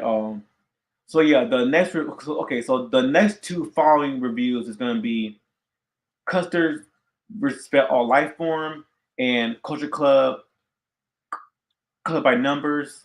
So that'll be a double album review. That's going to come on December December December the 3rd Mm. at 10:30, and and then next is gonna be the barge in a in a special way, and all this love. That's gonna be on December 10th. Nice. Yeah, yeah, because the barge they deserve their flowers. I agree. Like literally, they deserve their flowers. I strongly agree. Yeah, yeah, the barge and custard as well. Custard. That's an that again that's an an Australian rock band, alternative rock band from Australia. Phew. Mm.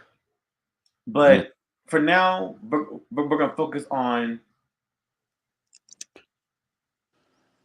these two right here. For now, we're gonna focus on these um two next live streams right here.